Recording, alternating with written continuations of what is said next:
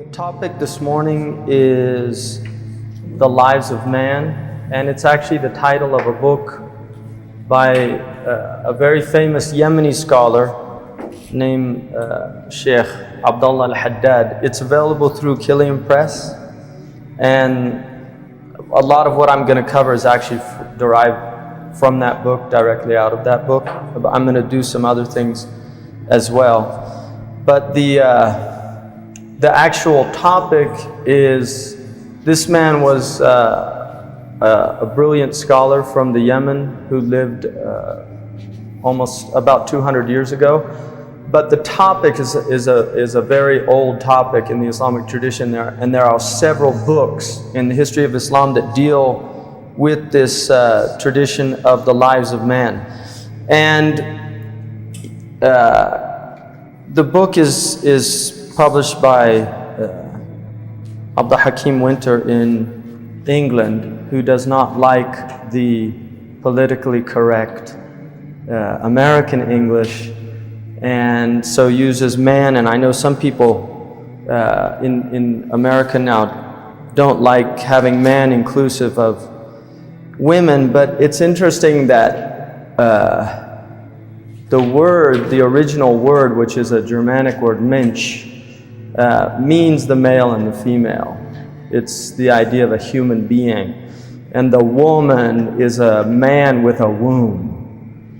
Right? So the woman is a man who happens to have something that the man doesn't have, which is a womb. And having said that, the lives of a human being have been defined as 5 according to a Quranic presentation. His name is Sheikh Abdullah, Abdallah, al-Haddad, Alhaddad.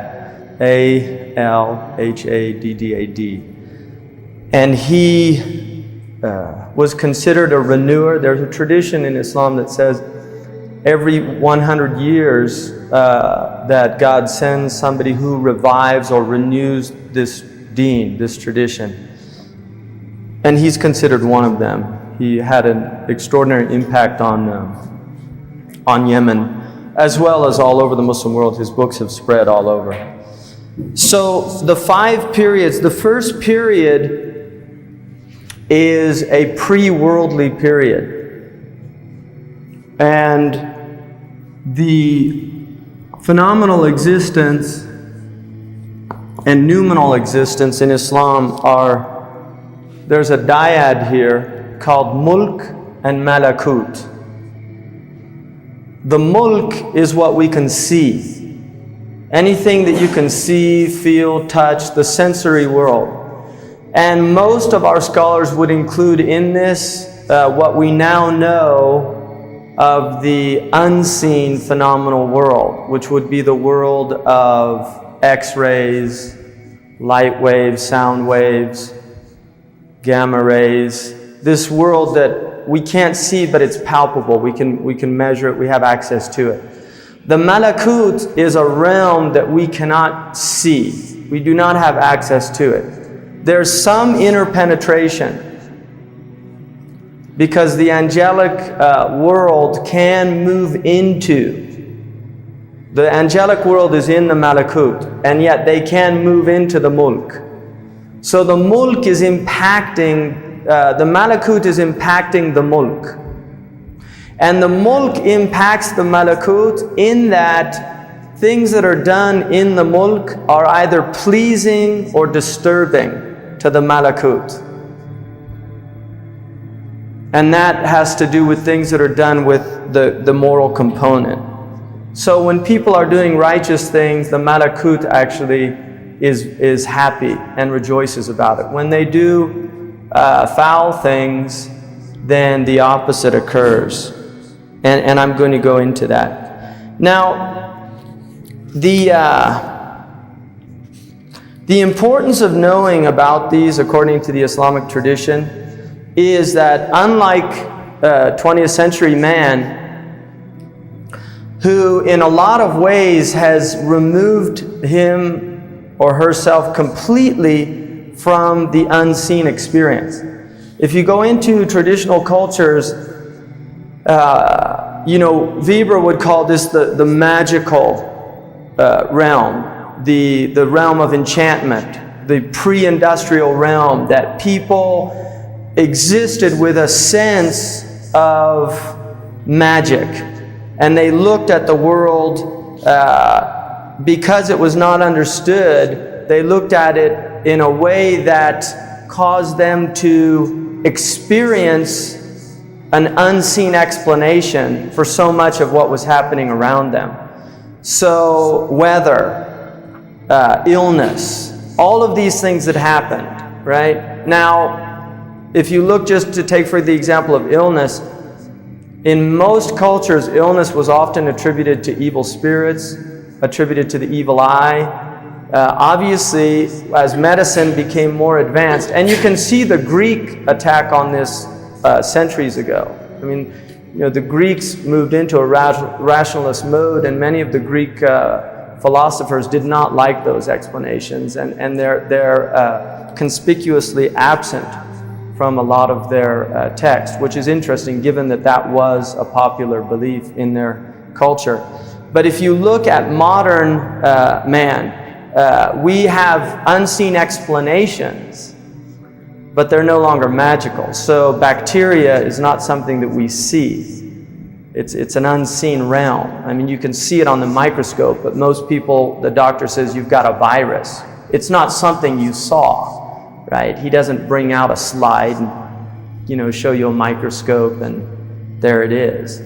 But it is something we understand, and people have had biology classes, so they do have an idea. So we have identified many of the things that are impacting our world and given them material explanations. And those material explanations caused a disenchantment with the world. So we no longer are enchanted by what is around us. When we look at natural phenomena, many of us have some basic explanations for it. So when weather strikes us, we have scientists that tell us this is El Nino phenomenon. And when drought comes, they explain the reasons for that. And yet in the ancient world, and still in a lot of places on the earth, these things are seen as coming from the unseen world. In other words, drought is still understood in most parts of the world to be from displeasure. So for instance, the Muslims still believe that drought is a sign that blessings have been removed, and it's seen as a reminder. And that's why the Muslims will go out and do a rain prayer. And they bring their animals out, they bring their children out.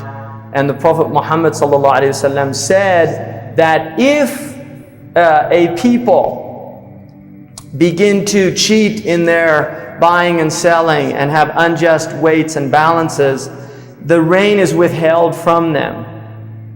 And then he said, had it not been for dumb animals, they would have gotten no rain at all. In other words, it's not the humans that are worthy of the rain, but it's the animals that aren't doing anything wrong. So this is still part of the Muslim world, and you will find this also within the Indic culture, within the scenic culture. You're going to find this in many, many cultures, and certainly amongst traditional Christians in American culture. You will still find that many of them, when they read the newspaper, they will see these as signs, right? What's happened, these are signs from God. So introducing, at an early age, the unseen world is introduced to Muslim children.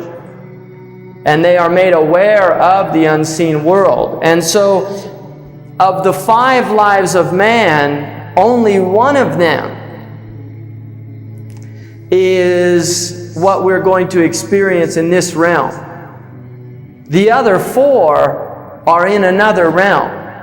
And this is an indication that the majority of creation is actually hidden from us.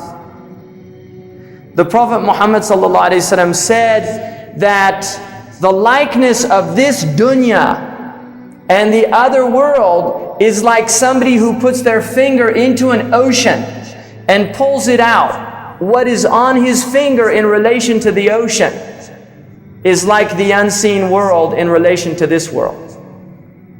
And he also reported that he saw the angel Gabriel in his original form, and he filled the entire horizon of a desert landscape. So if you could imagine looking out towards Santa Fe and seeing an angelic being fill the entire horizon, right? Having an experience, that was a spiritual experience that took place for that human being, and giving him an insight into the relationships, quantitative relationships of this world to the other world. And there are many examples of that in the tradition. So the second realm, and I'm going to go into each one more, is the period of life from birth to death. So the first one is the pre-worldly realm. And this is called the period Ahdul Mithaq, which I'll get into in a second. The Mithaq. The second is dunya. Now in Arabic, the word dunya comes from a root word, dania, and it has a few meanings. One of them is reaching out for grapes. That every time you get near them, they move a little further away from you.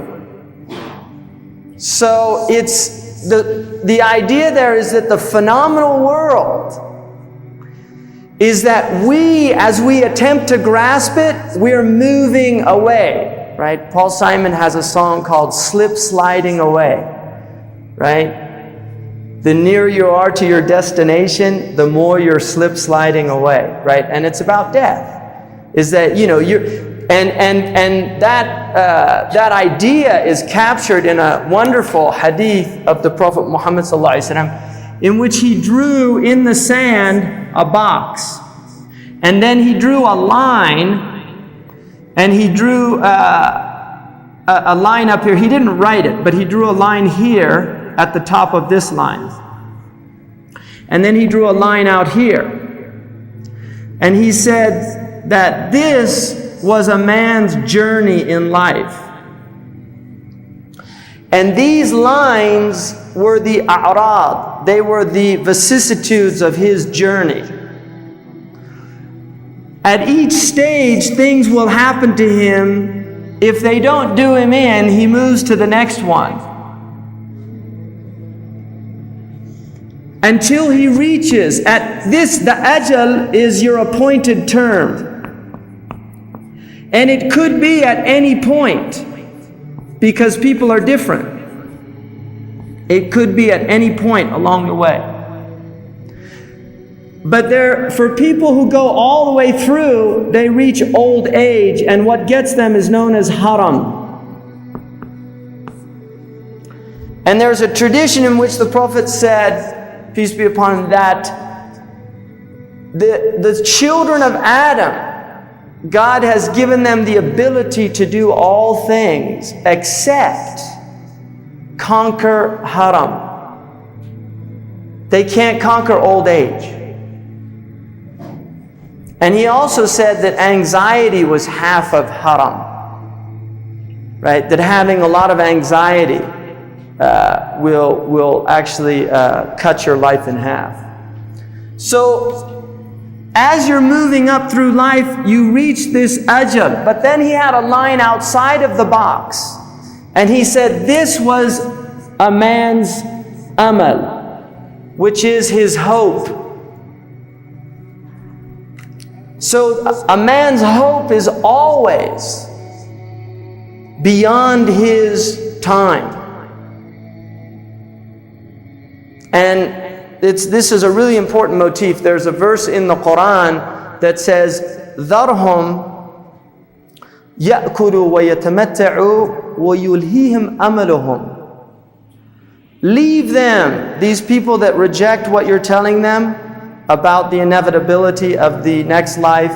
Leave them to eat and enjoy themselves and to be entertained. And yulhihim means to preoccupy themselves with their hope.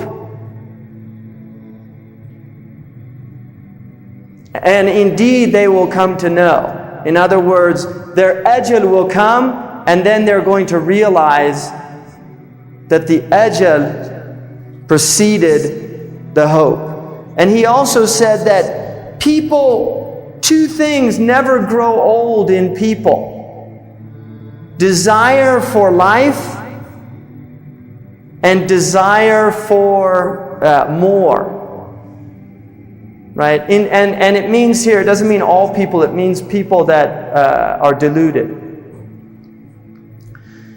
So this desire for extended life, and the interesting thing is, the longer a person is here, the more accustomed they get. You know, you get up every morning, you've had your rituals, your coffee, your breakfast, you go to work, you see the same people. You get accustomed to being here, and we're in this very interesting experience of the permanence. And every once in a while there are things that happen that kind of shake us a little bit. Like one day you come to work and so-and-so was in an accident, or you get a phone call and your mother just died, or a good friend or something. There are these reminders,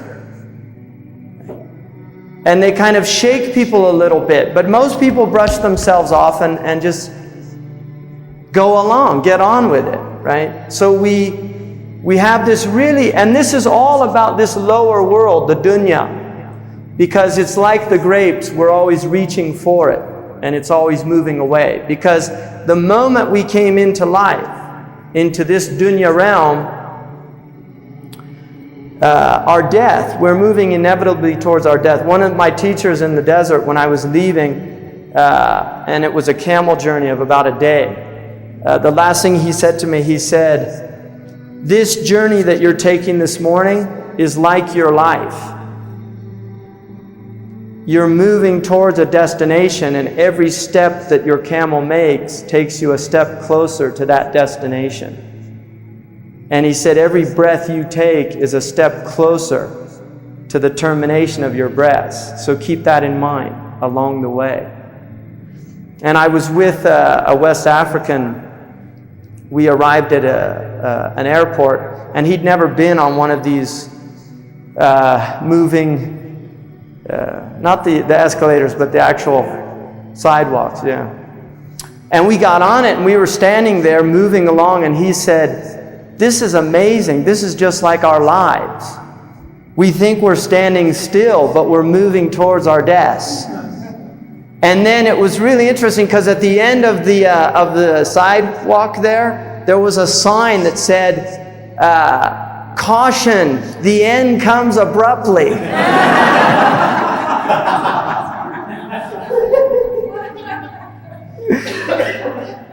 So that is the metaphor, right? And this is the point, that unlike that escalator where you know where it's going to end, this walkway of life that we're on, the end can come at any point. And so keeping this in mind is something that's really important. Now I'm going to go a little bit into that. And then the third stage is known as the barzakh. And a barzakh is a space between two places. Like in the Quran, it says about the two oceans, that between them is a barzakh. The sweet water and the salt water, between them is an interspace. And if you've ever seen where big rivers meet the ocean, there's an admixture of the sweet and the salty that has a completely different ecology. It has a different, the water is not the same. That's what a barzakh is. It's an interspace that's not this or that. It's neither this nor that. And so when we die, there is a place that is neither this world nor is it the next world. You're in this interspace. And this is where people are in their graves, and we'll get to that also, inshallah. And then the fourth place is the gathering place, where the hashar and the nashar takes place. And this is going to be final judgment, takes place in this realm, what's called the Day of Judgment. And then the fifth is the final abode, either divine presence or alienation from divine presence. It's one or the other. Now, to look at the word in Arabic for a life is called an umar. And a Kuwaiti term of endearment, a wife will call her husband, or the husband will call the wife, umri, my life. And if they're just getting to know each other, they'll say, ba'du umri, part of my life. So umar is, it's not an entire life. It is a part of life. So for instance, in the Quran, it says that the Prophet the Quran says to the Quraysh that the Prophet says to them, I dwelt among you a lifetime before this revelation. In other words, the first 40 years. So this is an umar, right? The first 40 years is a lifetime. And some say there's a verse in the Quran that mentions that God gave people a full life, and it's said that it's 40 years. That if you've had 40 years on the earth, then you've had a full life, right? And whatever comes after is just bounty, right? That you should be grateful you made it to 40. So, human beings within this dunya realm have stages also. And we'll get into that. So that's what an umar is. It's a life. Now, the first life was the life before conception. And there's a verse in 7:172 in your translations, in the chapter 7:172, when it says that when your Lord brought forth from the children of Adam, from their loins, their seed, and made them testify of themselves, the dhurriya, all of Adam's progeny, every human being that would ever exist, was brought forth on a plane in this pre-worldly stage. And they were told in the divine presence, Alastu bi rabbikum, am I not your Lord? Every soul that has ever existed, is existent now, and will ever exist, was brought into this divine presence and said, am I not your Lord? And those souls replied in the affirmative, Bala shahidna, we indeed, you are our Lord, and we testify to that truth. Now this truth is buried in the soul.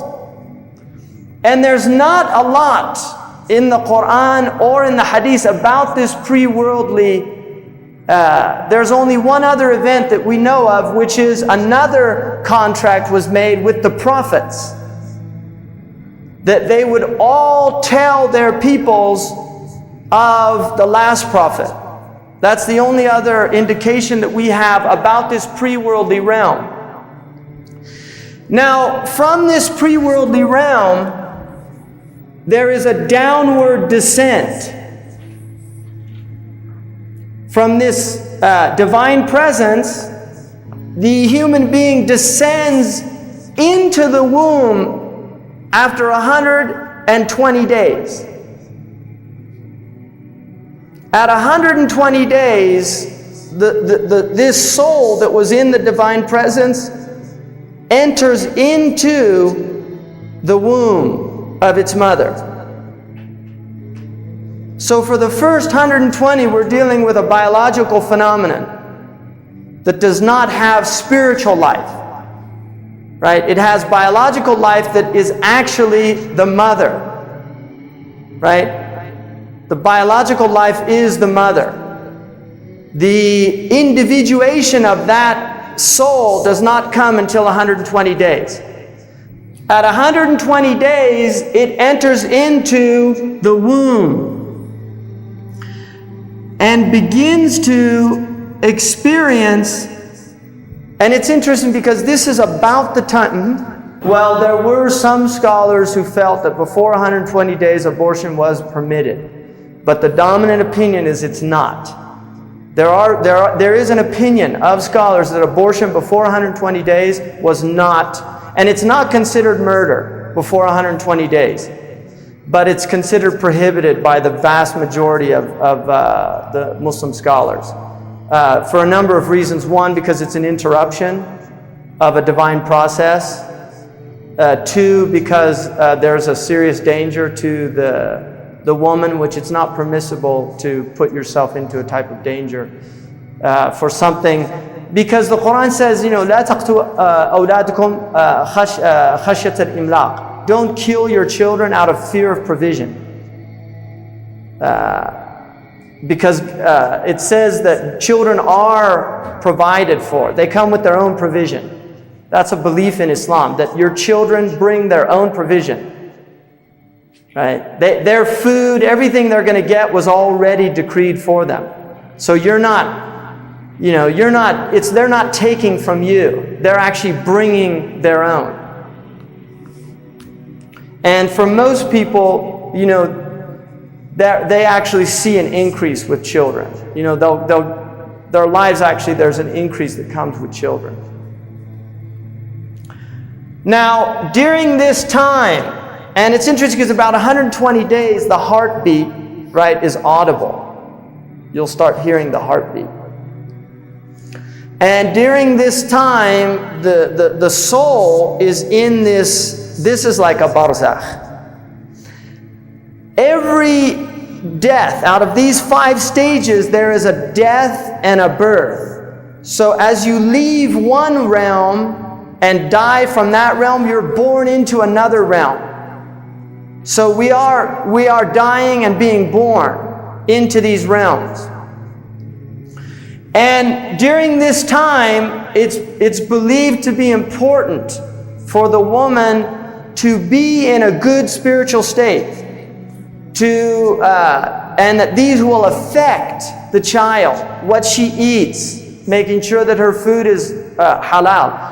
Also her thoughts, her state. And that's why in traditional cultures it was very important that a woman felt very secure, that there wasn't anxiety, that there wasn't, and this is why even with divorce, the divorce period is the entire pregnancy, so that she doesn't have anxieties about provision and things like that. And it's not encouraged to divorce during pregnancy. Now, at the point that the child moves into the next stage from this barzakh into the dunya, and that's why dunya means the lowest world. It is the lowest. We are in the lowest world in this hierarchy of worlds.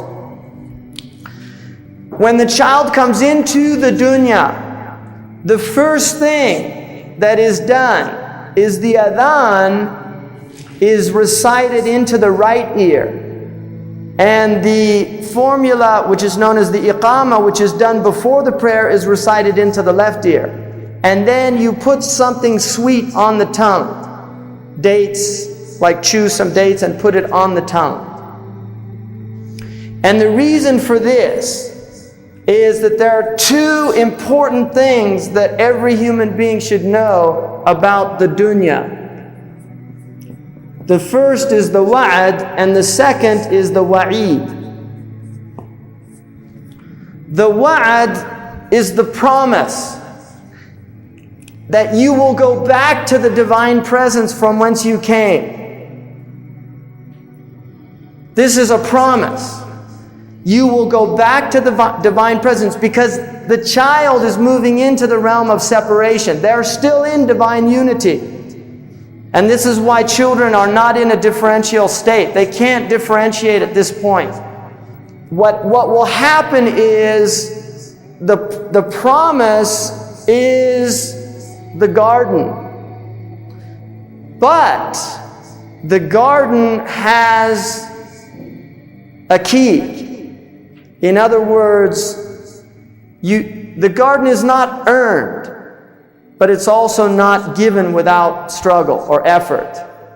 I mean, the Muslims confer with the Christians in that it is through grace that people are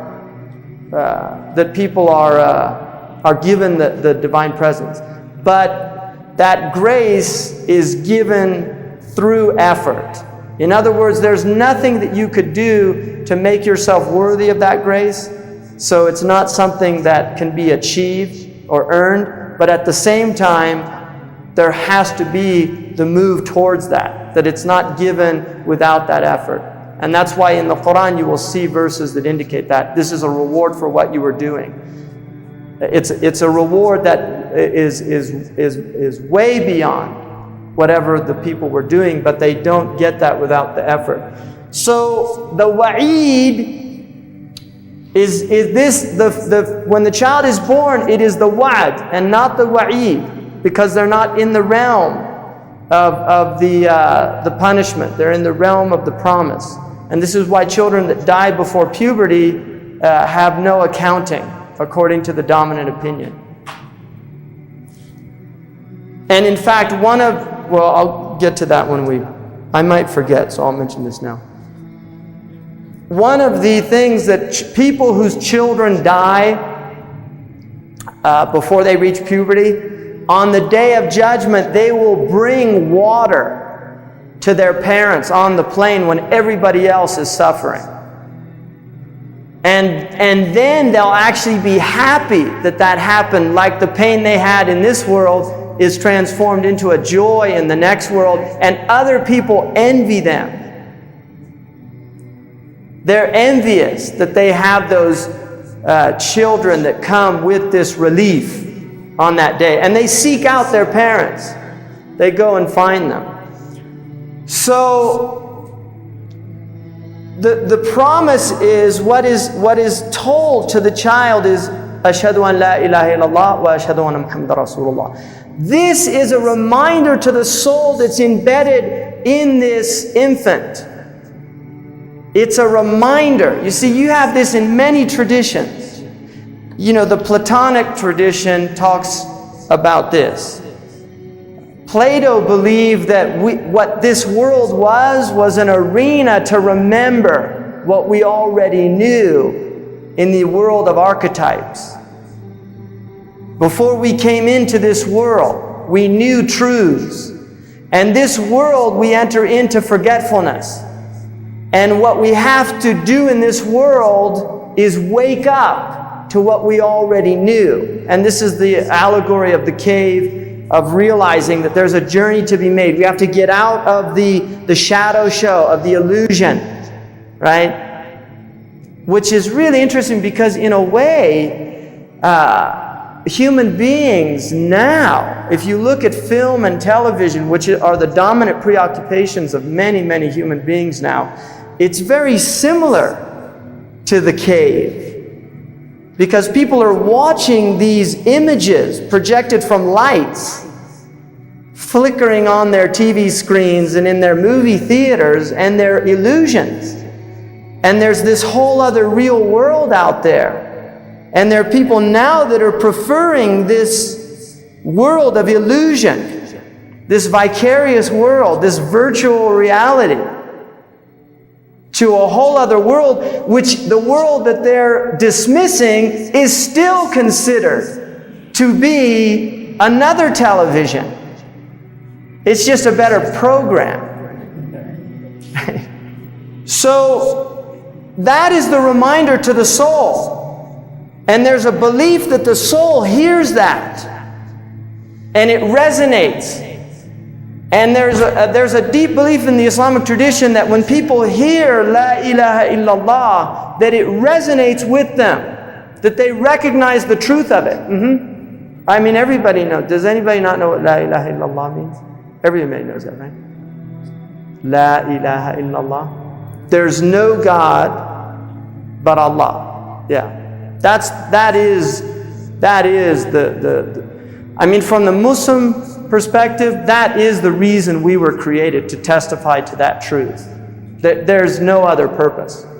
And Muhammad Rasulullah, which I mentioned, earlier, is only the latest formula. There were Isa Rasul, Jesus is the messenger of Allah. Abraham is the messenger of Allah. Possibly Buddha was the messenger of the truth. Krishna, I don't know about, because they're not mentioned by name, but there are many traditional Muslim scholars that said that there are high probabilities that those traditions were prophetic traditions that came to their people with their language and their understanding, which is where you'll get these differences. But the truth of La ilaha illallah is something that souls recognize.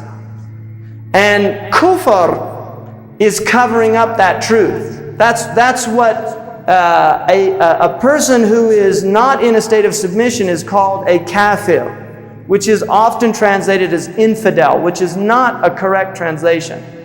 Infidel is actually a Latin Christian term for people that didn't accept Christianity. Infidelis, without faith.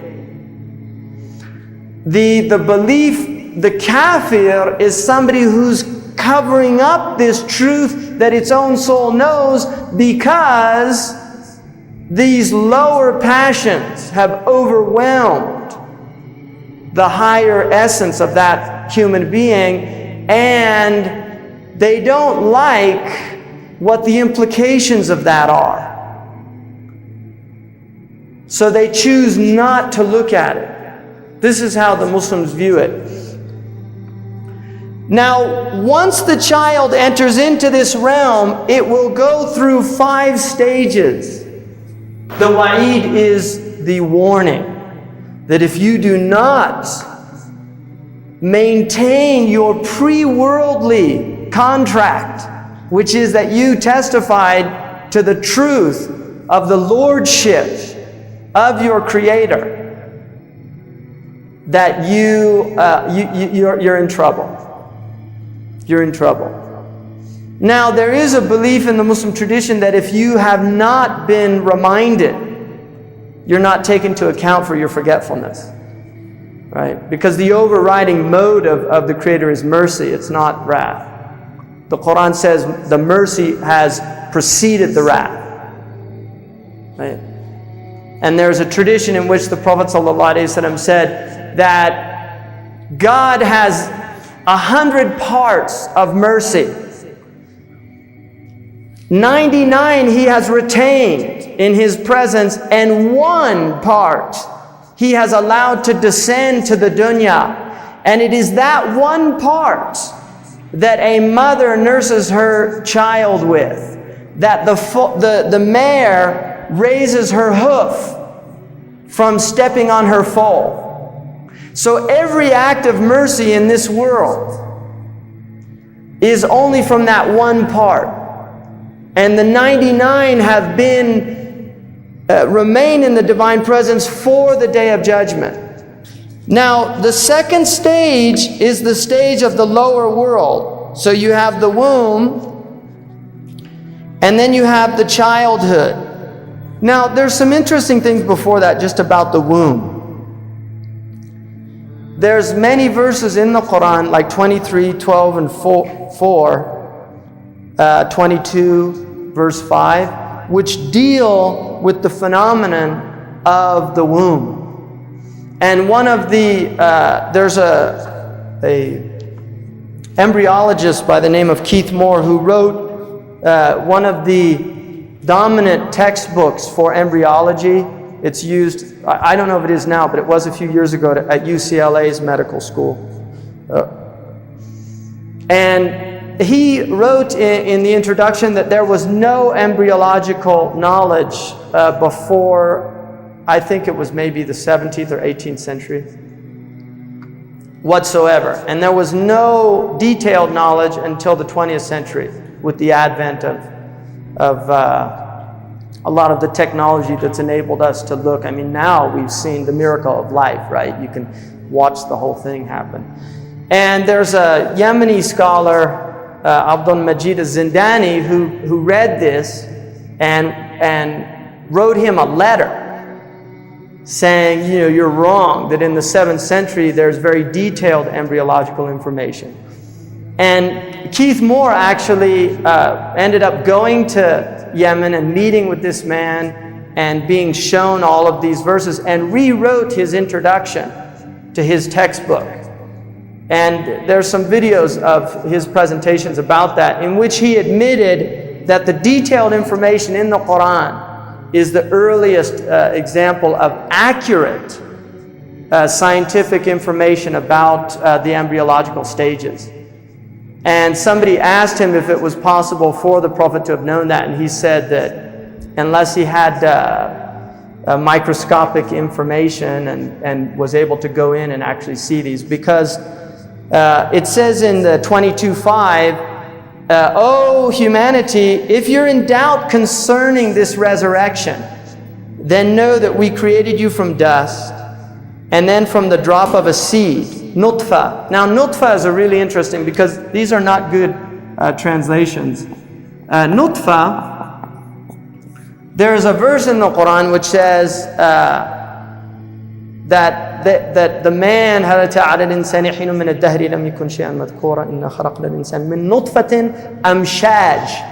we created the human being from a nutfa, and then it says amshaj.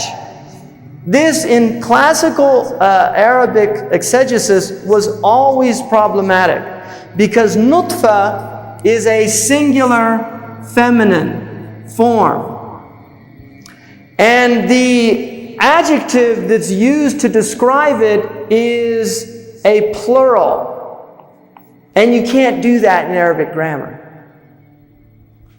So it was always considered problematic. But the word amshaj means,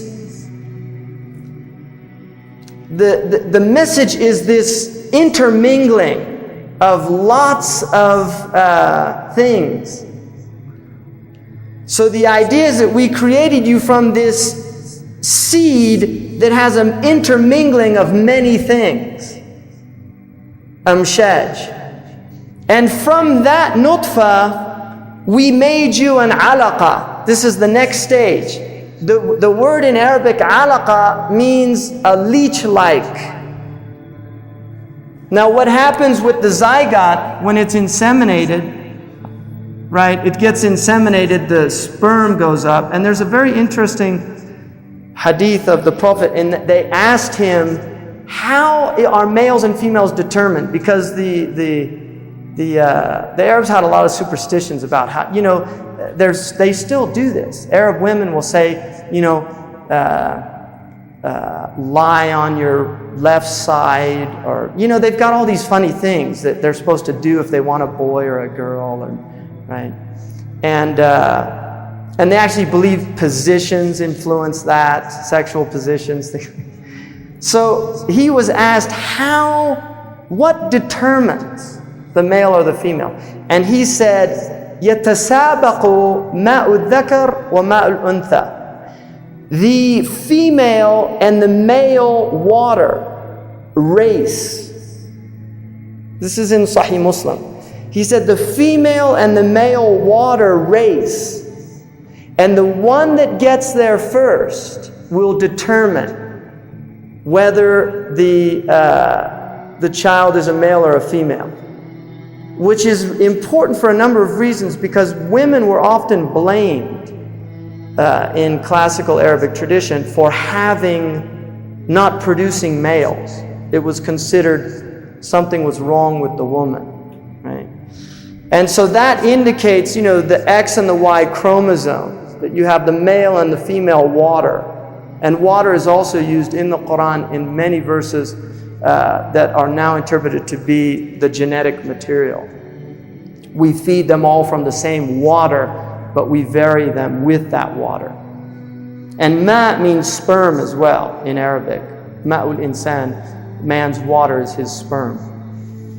So the alaqa means a clinging thing. So when the zygote comes down, it literally clings to the side of the womb, and it will embed itself in the womb and actually will break down to cling into the womb. So, and then it begins to derive its nourishment from the embryonic sac. And then it talks about being in the 3 veils of darkness in the Quran, which Keith Moore identified as these, the 3 layers within the womb. And then it says, and then from a lump of flesh, it says mudgha, and mudgha is a chewed lump of flesh. And if you see it on that first period, it looks like a chewed morsel. It looks, if an Arab was told to describe what that was, he would say mudgha. Even though it's still microscopic, it's a chewed lump of flesh. It looks like somebody, literally it looks like teeth marks where the spinal cord is forming in that initial period. It looks like teeth marks. Somebody literally bit into it. And then it says shapely and shapeless, because part of it has started to shape and other parts are still left unformed. So you can see this at the embryonic level, you can see that some of it is shaping and others still have no shape. And then it says that we may make it clear to you. That's why this is being told. In other words, it's saying if you're in doubt about what we're doing, look at this in order for it to be made clear to you. And we will, and then we cause what we will to remain in the wombs for an appointed time. So inside the womb, there is an ajal in the womb as well. So this is a life.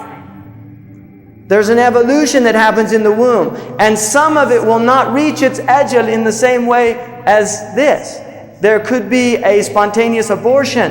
There could be an abortion that's willed or an accident. So once the child comes out, it comes into the next stage of dunya. So dunya has 5 stages.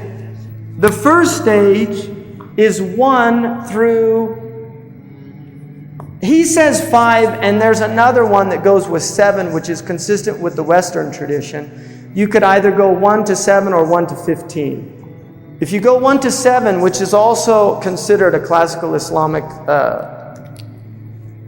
category. During these first 7 years, it's the responsibility of the parents to nurture the child. This is a time that there is absolutely no responsibility, none.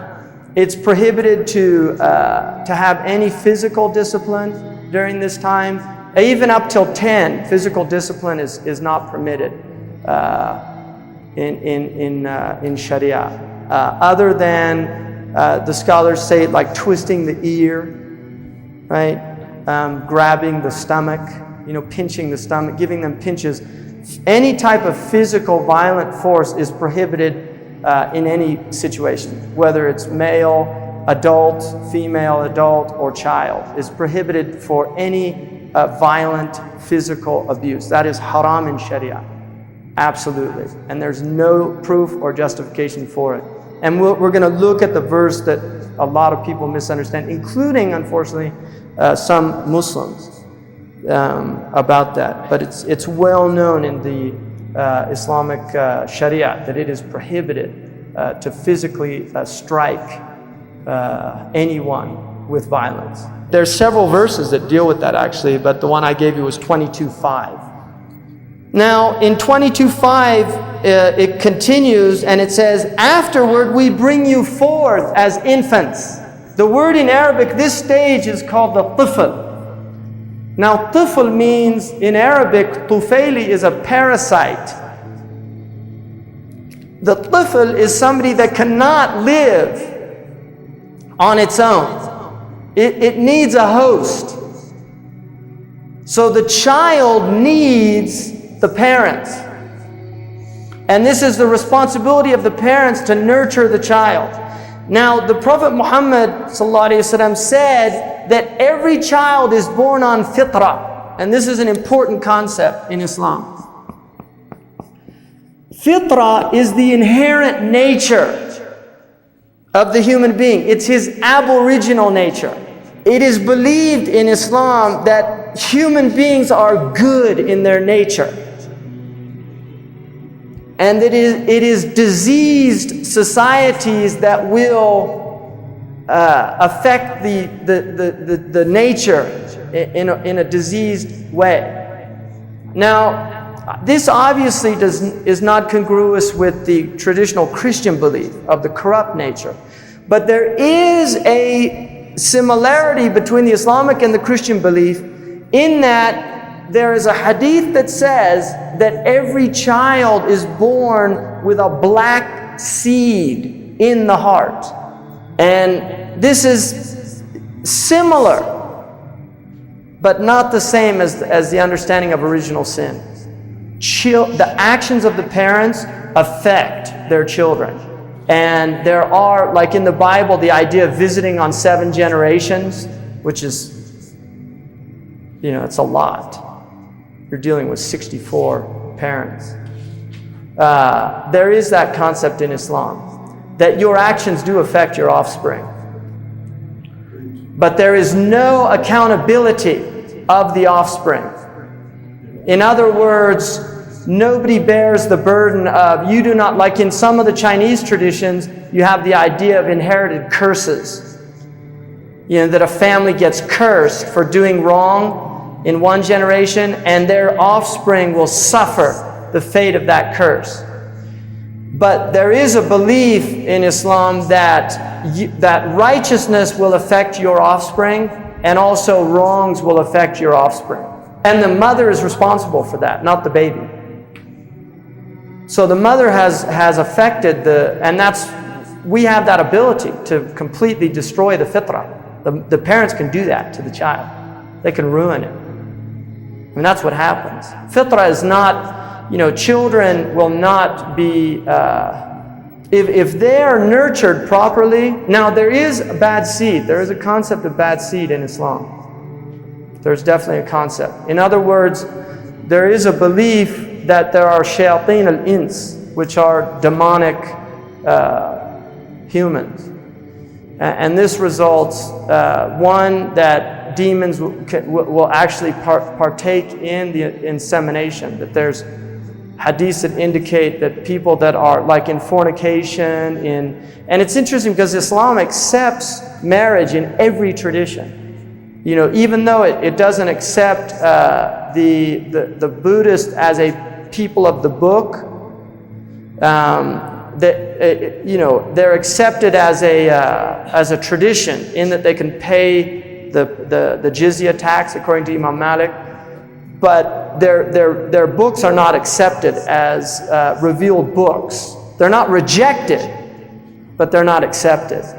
It's not in the articles of faith like the Bible and the Gospel. But Buddhist marriage is accepted. If two Buddhists become Muslim, their marriage is valid. They don't have to renew that marriage because marriage is believed to be a divine institution. That it was through revelation that marriage came about. So marriage in any tradition is accepted. And therefore children that are born of legitimate marriage in any tradition, those children have the protection of the sanctity of the union. Children born out of wedlock do not have that protection. And there can be effects on the children because of that. And one of the things that the Prophet ﷺ said is, beware the wrath of bastard children. Beware the wrath of bastard children. That if you do that to children, they will be angry. And their wrath will come back to you. And he said, if illegitimacy spreads amongst a people, then they are spreading the wrath of God amongst themselves. And the wrath is in the children. Because that was a right that you have deprived them of. They have a right to legitimacy. And if you do not give them that, you have oppressed them. And oppression engenders anger. And they don't know why they're angry. Right? They don't know why they're angry, but they're angry. And for our country, when you're looking at 70% illegitimacy rates amongst certain communities, right, and the dominant community, it's in the 40 percentile range, right? Which a lot of you grew up in an age where, you know, girls disappeared in high school, right? I mean, it's really amazing how much has changed in our generation, right? I mean, in 1968, a woman was kicked out of Vassar for living with a man in an apartment. 68. And it's really interesting how that's happened in this culture. So this fitra nature is this inherent nature, and it is that the potential for good and evil exists, but the inclination is to good, if it's nurtured. But the seed of evil can be nurtured also. And if that's done, then you get people they're inclined to doing bad stuff, not good stuff. Absolutely. And there is no responsibility until puberty of the child. It all falls on the parents. After puberty, according to the hadith, the parents are taken into account in the next life, but not in this life. Once the child, you know, like if you've got children that were raised brutalized, right, by their father, you know, or a crack cocaine mother who doesn't do anything for her child, these type things. The responsibility, this is why you can't judge people in this world in any absolute sense. The Prophet said, I was commanded to judge outwardly, but not inwardly. We do not have the authority to make inward judgments against people. We can only judge outwardly. And those outward judgments in Sharia are related to transgressions. But you cannot condemn people to hell. You can't, none of that. That's all inward judgment, and we have no authority in that realm. The variables that are involved in any human action are so vast that no individual can grasp them. We can't. But responsibility lies on the adult. Once you reach adulthood, you are responsible, and in Sharia, it's not going to hold up in court to have a psychologist in there explaining what happened when they were children and why they're doing that. That does not hold up in Sharia court. Although Sharia laws are often contextualized in that a qadi might not decide to implement a had punishment, one of the penal punishments, because of contextual circumstances. That does exist. So there is that realm. It's very organic, the Islamic legal system. It's not black and white at all. In Sharia, if they're adult, they're responsible. Although this culture, by Islam, you cannot apply Islamic law in the United States. You can't. It would be completely unacceptable, because Islamic law is organic. It's a holistic system. You cannot have, so like, let's chop off the hands of thieves, and you have a consumer culture where the whole society is locked in to the system of creating consumption as an addiction, right? I mean, you have to change. You know, the Islamic legal system, the first chapter of Islamic law books is called the chapter of purity. I mean, it's a spiritual tradition before it's a legal tradition. And so you cannot impose the legal laws on a materialistic society. You have to introduce, and this is why the Meccan stage precedes the Medinan stage. The Meccan stage had no legal rulings. It was a stage of changing the perceptions of the people. And once that shift took place, This radical paradigm shift. Once that took place, then the rules begin to make sense. But to apply the rules without that would be injustice. Which is what, this is the kind of conservative approach. Let's just make harsher laws. Right? See, the problem is the laws aren't harsh enough. Well, why are people doing what they're doing? And why is it that our prisons, are over 60%, in fact, in most places, it's more like 75, 80% minority? Why is that? Well, that's more evidence, that these are inferior type people. I mean, that's an unspoken belief amongst a lot of people in this country. There's a lot of people that are politically correct in their public discourse, not in their private discourse. There's a lot of people that say, well, these people, they're different from us. They have different values, whatever, or no values. So whereas the Islamic situation is saying, look, what's going on, right? That these situations are being produced. What's engendering this? Because this is alien. You see, if you go to black African, if you go to a Gambian village where there's no crime, right? I mean, it's true or not true?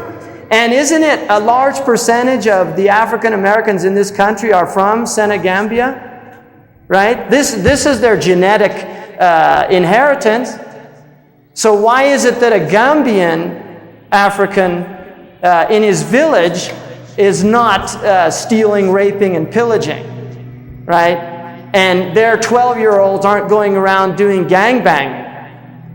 And yet the same genetic bank in the inner cities of New York or Chicago are doing that. You see, what's going on? Well, from the Islamic perspective, you have a diseased society. And therefore you have symptomatic pathology. And the pathology is manifesting in children that are being raised in a disease-engendering culture. So during these 7 years, it's not encouraged to teach children either, because they're learning. They have their own learning schedule. And in traditional cultures, you did not begin to train children until they reached 7, which is consistent also with the Waldorf. Right? Rudolf Steiner felt back in the 20s that if we begin to educate children at the age of 5, we are going to see precocious sexual development occurring. And the reason he said that is because you're dealing with a divine programming that's designed if you bring programming that's not meant to be introduced earlier, then you're going to pull the whole process down. So instead of the sexual maturation occurring like in this culture, when people who here might have grown up in the 50s, at the age of 14, most boys and girls were not thinking about sexual experimentation, right? Really, they weren't. And you can talk to your parents if you're not that old. Right? I mean, I'm not making this up. This is, even the monarch has, the period now. We have early onset periods. We've got girls now at 7 and 8 that are beginning to menstruate in certain areas. Right? So something's going on, right? Now, if you introduce, it's actually considered damaging. Now, this is not true of all children. There will be, because you're going to have children that want to read at the age of 3 or 4. But the vast majority of children are not going to be like that. And so they're doing their work. Between 1 and 7, they know exactly what they're supposed to be doing, and you let them do that. They're developing their minds, and they're actually... They are, according to Islam and according to a lot of our neurological research, it's confirming these ancient beliefs. Because this is not just Islam. This is congruous with many traditions. 7 was an age of initiation in many, many traditions. And in the classical European oral culture, before Christianity literized that area, 7 was actually, you were an adult at 7. You went from childhood to adulthood at the age of 7, because in oral cultures, 7-year-olds speak like adults. And you'll notice a radical change in the ability of a child to articulate at about the age of 7 and 8. There's a real change in their ability to express themselves. And this is why even in England, in the 8th, 9th century, 7-year-olds and 8-year-olds were being hung for horse theft, right? Which, I mean, obviously that's horrific, but it's indicative of an oral culture and how they view. And this is why you will find marriage occurred in oral cultures at early ages also. It was not uncommon in Europe, Asia, the Middle East, Africa, for an 8 or a 9-year-old girl to be married. Not uncommon at all, because they were considered to have already reached the age of maturation in the oral understanding. So at the age of 7, they enter into what's called Sinnu Tamyiz, which is the age of discrimination. They're beginning to understand certain things. Imam al-Ghazali said you can introduce to them now the concept of time in a real way. So they can understand things like that they're in-time creatures, and also the responsibility of actions, although they're not fully responsible yet, because they don't have all of the hard wiring yet. So this fitra, and it's in the chapter called the chapter of the Byzantines or the Europeans. Rome means Europe, it also means the Byzantines. It says that to set your face to the religion, which is the religion of nature, the fitra given by God.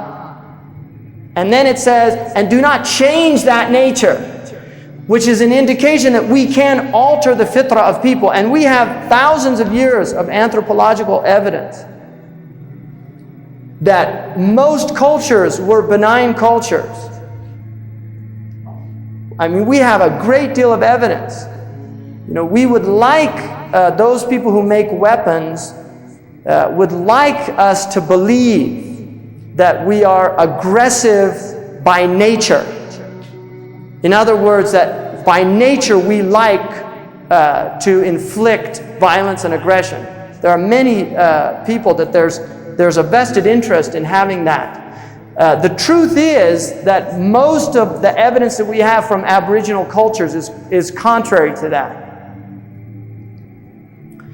The Shoshone Indians, this is a good example of a culture that really rejected violence as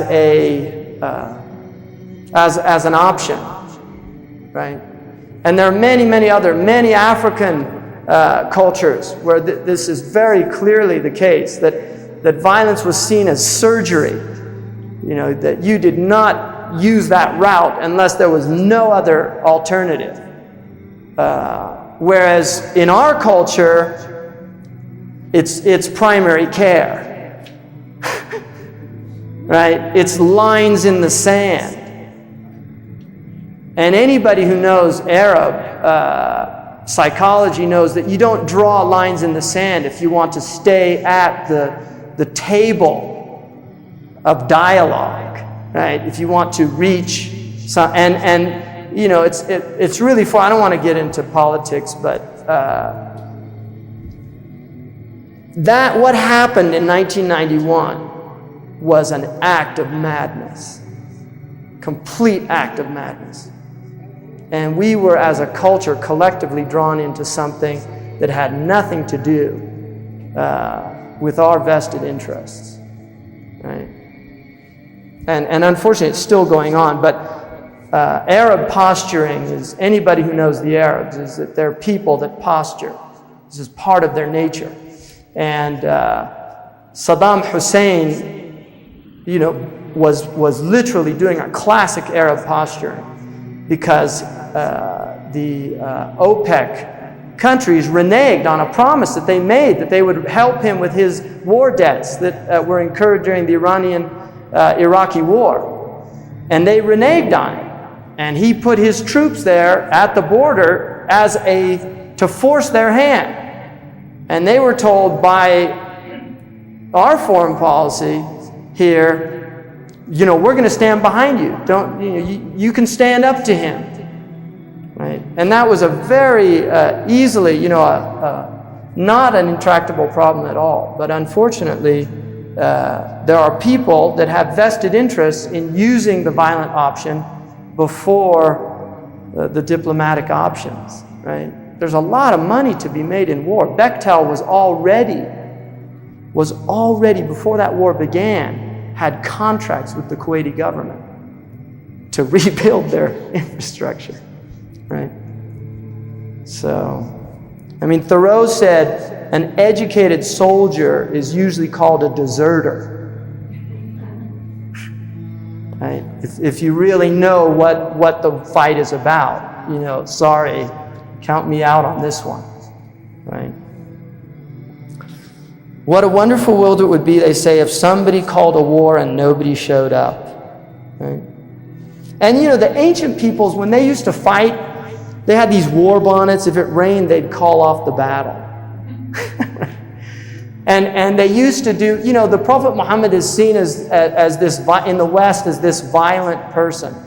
Over 23 years, less than 1,200 people were killed in all of the engagements that took place. Less than 1,200. It's recorded, every battle, how many people died. And they actually preferred to have, the heroes would go out and they'd duke it out, and then you win, and they'd all go home, right? And that's, with that, be a great way, right? It's like,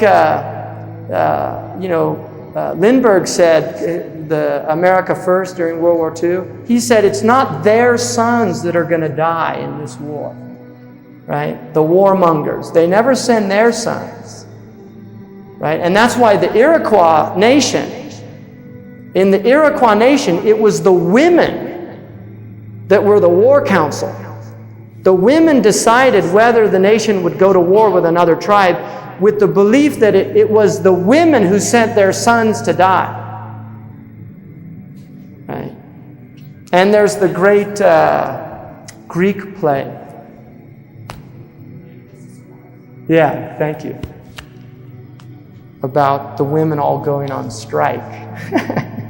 These are the two classical divisions. Some will put it into 5 and others 7. 7 is, Shakespeare has the Verona tapestry that has the 7 stages of man. And so it's consistent, some of the Western tradition. But here, 1 through 15, 15 was traditionally more commonly the onset of puberty, was around that age. Where I was in West Africa, that's pretty much when puberty happens for most of the people there. But you're obviously going to get some are delayed and some are earlier, but it's around that. And this is also consistent with neurological research that indicates that the brain is pretty much by 15, it's fully formulated.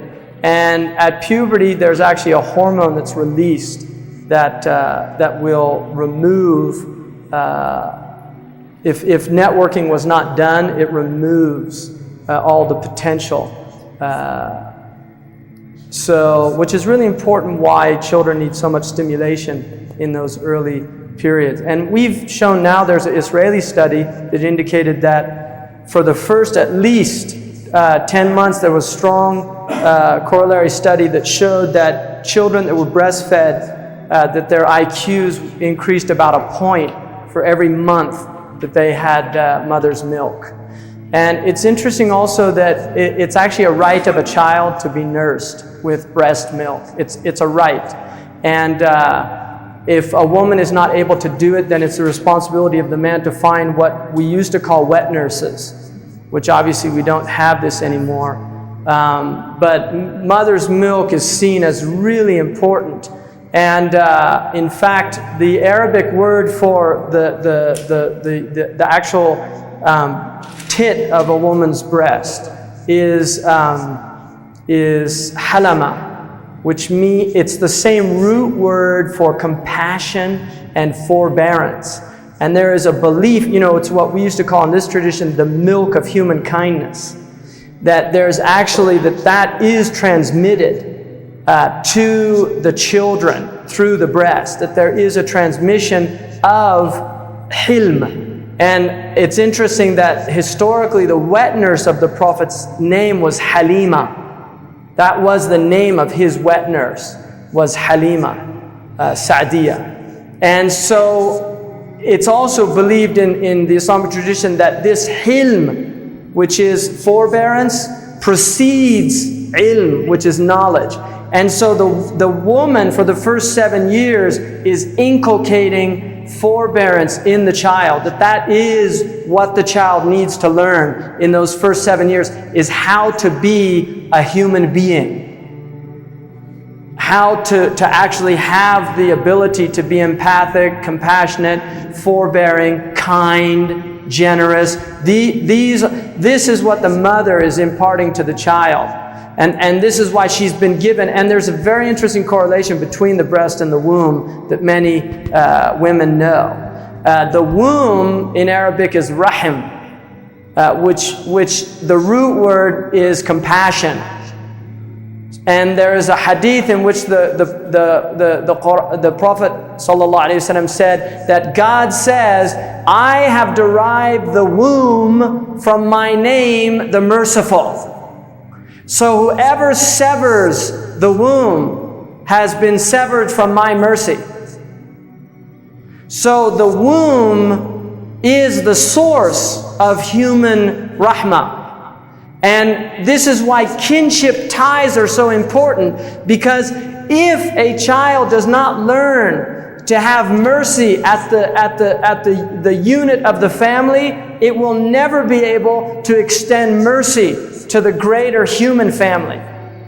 So in the Islamic tradition, it's essential that a child learns to be compassionate within the family unit. And this is why rahmah is believed to be the dominant sakina. And this is why the Quran says that the male and the female come together with two qualities, mawadda and rahmah. Mawadda is a love that is not lustful. It's transcending the erotic love and moving into the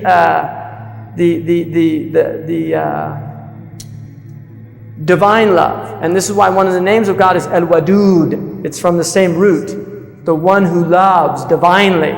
So mawadda, and also the Prophet, peace be upon him, said the best woman was the wadud, this woman that has this divine love, because she will transmit it to her children. And then the second quality of marriage is rahmah, which is compassion and mercy. The two of these result in sakina, which is tranquility, and shakina in the Hebrew tradition, right? Shakina, which descends. The word in Arabic for that marital house is called maskan, which in Arabic means the place of tranquility. So this is what the marital house is, a place where this divine sakina is allowed to descend because of divine love and compassion, and children that grow up in that environment are children that are Fitra children, that will have compassion, love, and tranquility, so that when they move out into the dominant culture and society, they're not a threat to people. They're actually a contribution. And this is why the Prophet ﷺ said one of the three things that a human being leaves behind that will benefit him in the next life is righteous children. Righteous children. So this stage cannot be underestimated. This stage will actually affect the parents' afterlife if they do it properly. And he also said that people that don't do it properly, they will accrue the wrong actions of their children throughout their lives. So it'll have the opposite effect. So at the age of 15 to 35, you enter into the new stage, which is youth. It's called shabab. which comes from a root word, shabbat an-nar. The fire became inflamed. So youth is when you have this energy. And this is considered the age of plowing the field. There's a tradition of Imam Ali radiallahu anhu, who said, he's the nephew of the Prophet and one of the greatest scholars of Islam. He said, play with your children for 7 years. Educate them for 7 years. Befriend them for 7 years. And then release their reins. Right? Let their reins go. Play with them for 7. Educate them for 7. And then befriend them for 7. That age of 14 to 21, it's the identity. They need that mentorship. You know, they're moving into the world. And then at 21, your job is done. And now, if you do that, then there'll be a contribution to yourself and to society. So from that period is seen as the period of struggle. This is where you're really meant to do your serious work. One of the scholars said, if a man has nothing to boast of by the age of 21, he'll never have anything to boast of. Right? That this is the real time of effort and struggle. At the age of 35, a new phase is coming in. And some take it to 40. 40 is productivity versus stagnation, right, in Erickson's model. 40 is the age now where the other world is really moving into picture now. One of the things that happens at 40 is gray hairs begin to emerge. And there's a wisdom in that, because gray hairs, what the scholars say is that gray hair is a sign that harvest time is soon. Right? The chaff is yellowing. The grim reaper is on his way. And so 40 is seen as a time of getting serious if you haven't been yet. It's no longer, you don't have the youth to waste anymore.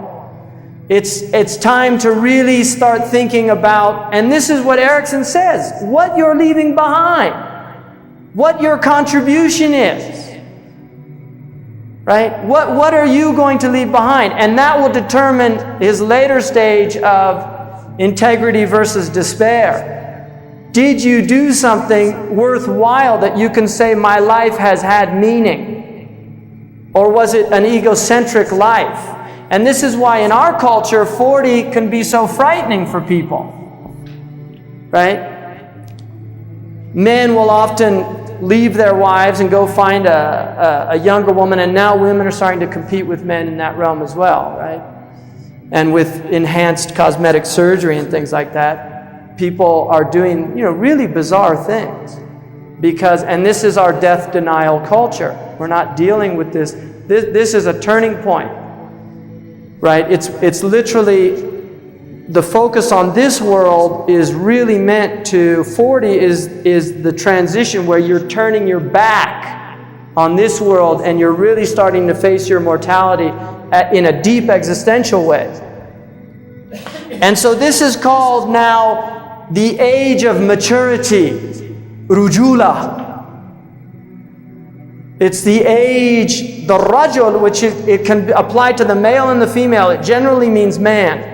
But it's the idea of somebody now who has reached this age of dignity. They are no longer going to do anything that is indicative of the folly of youth. That they have wisdom now. There's no longer an excuse for the stupidities of lack of experience. You should know better, right? Shame on you. And this period then will be the most productive period, from 40 to 50, in terms of contribution. Because now you really have, you still have remnants of the strength of youth, but you also have the maturation of intellect and spirituality, according to this tradition. At 50, you move into what's known as sheikhucha, sheikh or sheikha. This is now where you become an elder. Your wisdom now has matured in a way that you are now guiding peoples that went before you. You're giving them insights into their own journey because you've gone down the path. You've been through these stages and now you can actually guide them. And there's a hadith in which the Prophet ﷺ said, "He is not from us the one who does not respect our aged, nor has compassion on our youth." So there is an interesting dyadic relationship between the aged and the youth. The aged have to have compassion because the youth don't have the experience, so they make these mistakes.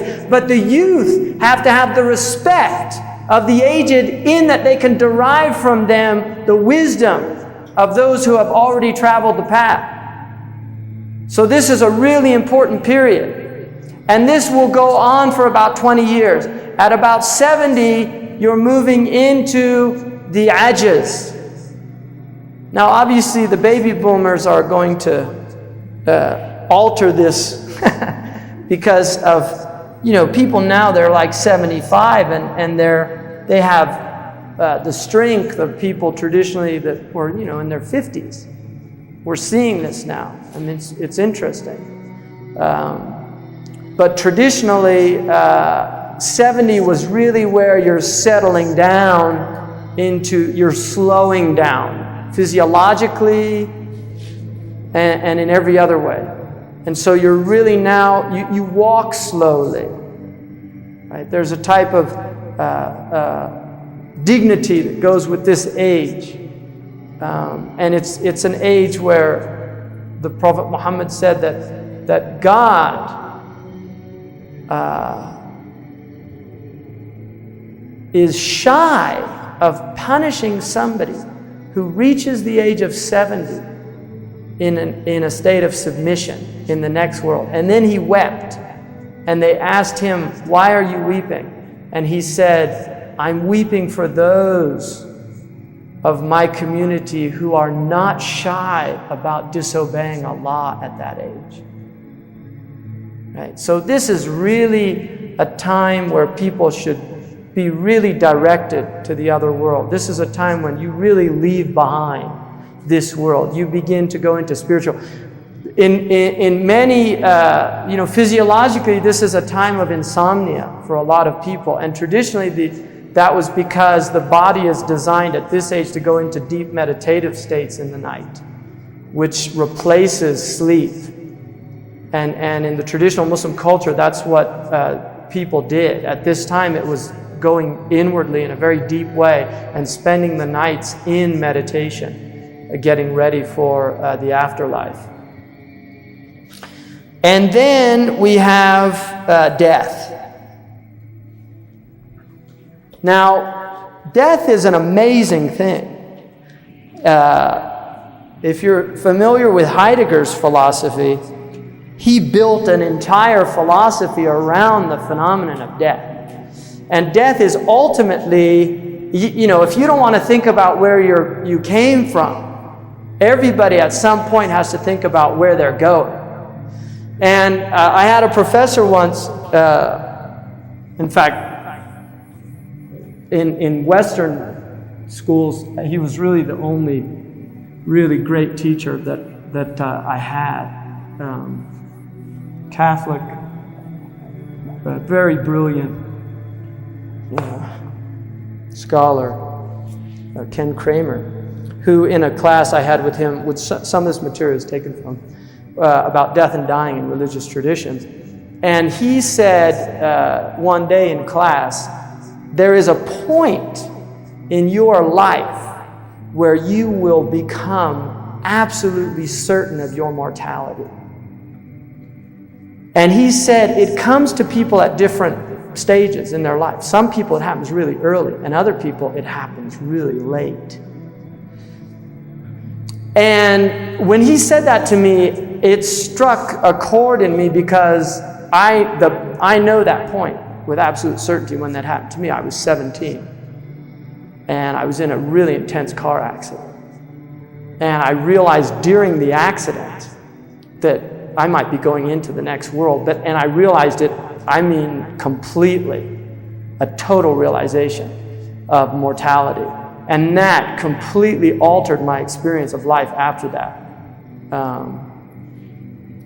I was disconnected for about a year after that accident, completely disconnected. Conversations, I couldn't hear people talking. I mean, it was very, very profound experience for me. And that was my experience. For him, he said it happened when he was 25.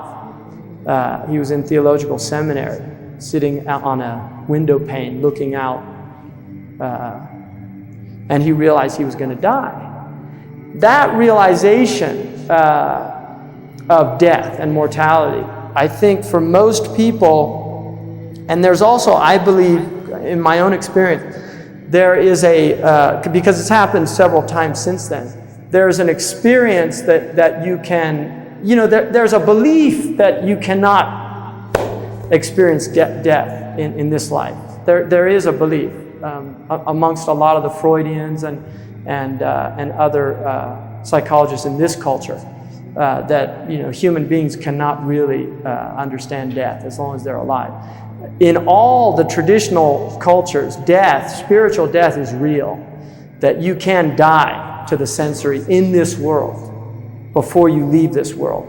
And in fact, that is the goal of most religious traditions, the spiritual death. And the spiritual death is where one enters into meaning. You die to the sensory, and this is an inward experience. And once that death occurs, you can never look at the sensory world in the same light.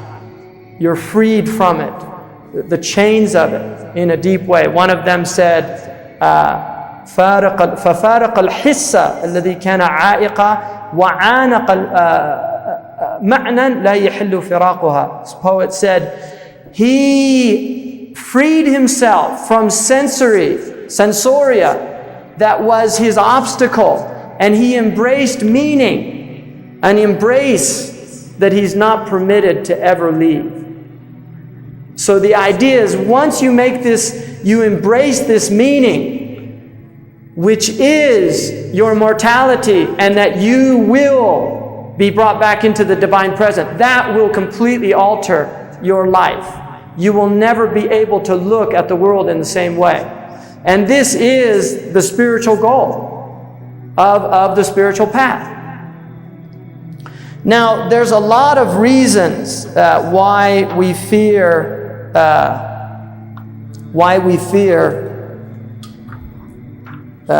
dying, right? And these five are going to be, the majority of people are going to fall into this. People have a fear of pain. There's a hadith in which the Prophet said, whoever loves to meet God, God loves to meet them. And his wife said, what about fearing death? And he said, we all fear death.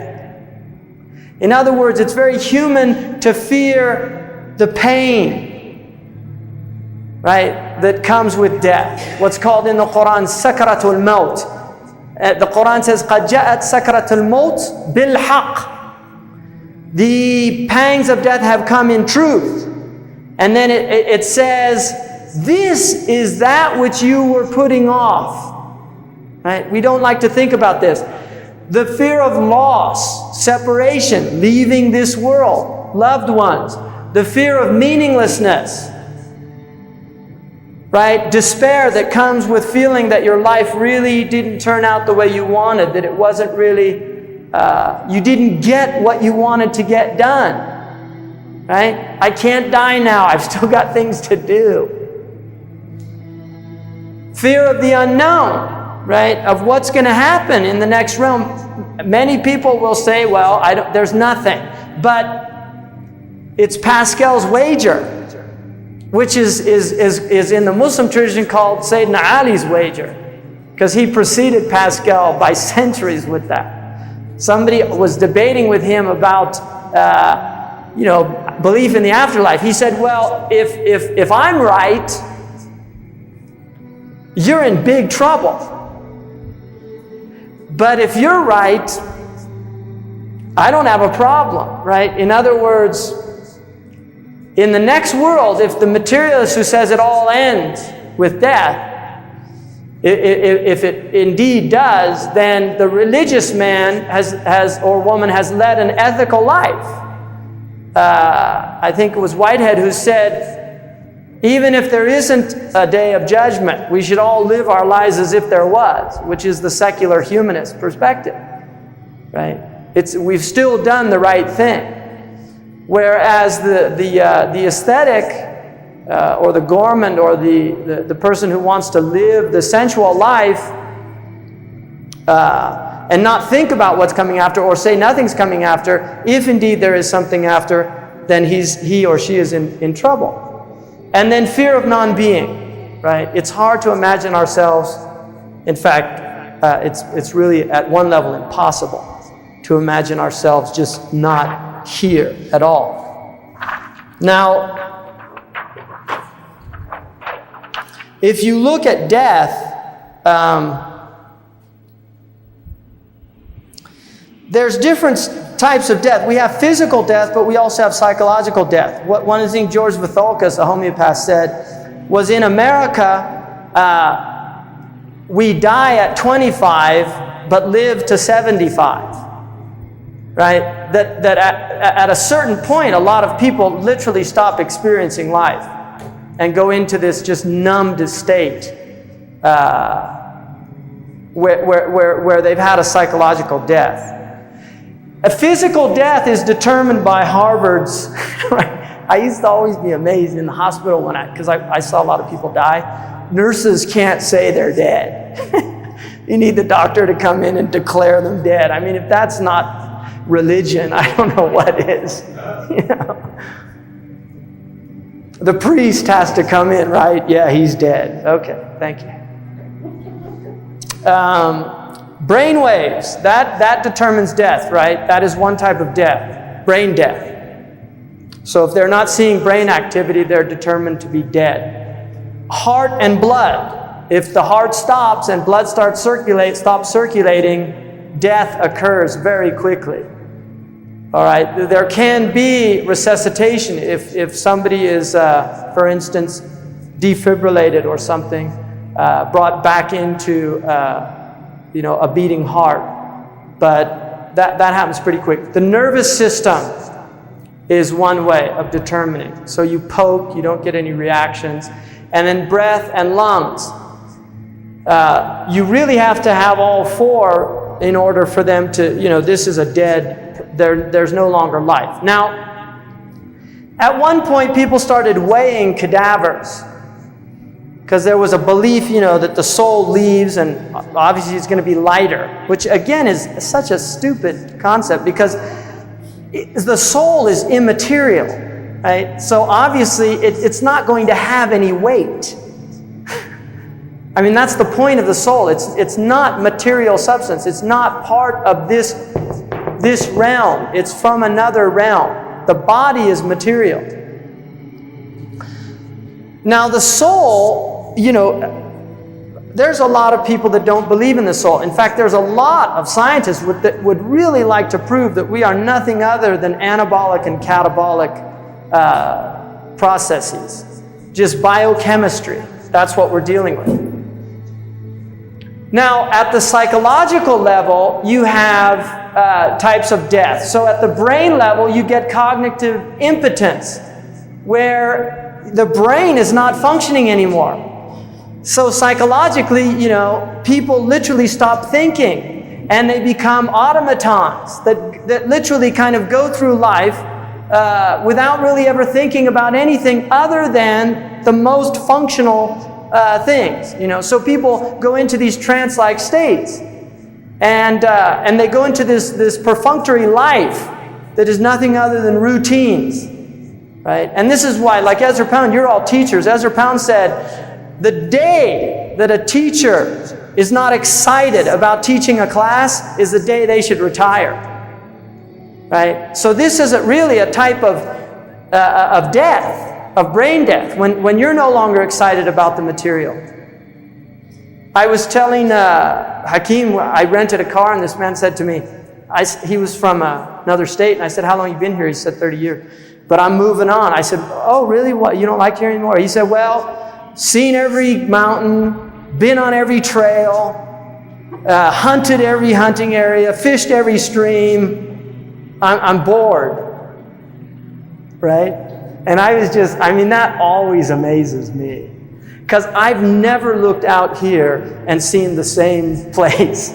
Every single time I've looked here, I've been coming here all these years, it's like, where did that mountain come from? It's all lights, it's always changing here. The lights are incredible.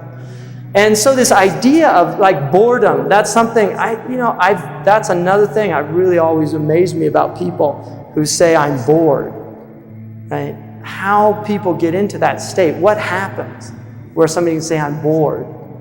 And children are not like that. We teach them boredom, right? Children are not bored. They're just, they're, in everything, right?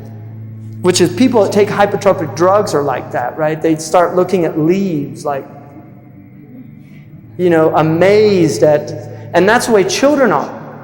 They're in a whole other realm, right? And that type of excitement about life is not something that has to stop. Discovery, in Arabic, the word to find something or discover something means to be ecstatic. And the word for existence is the same root word. Existence is the arena of ecstasy.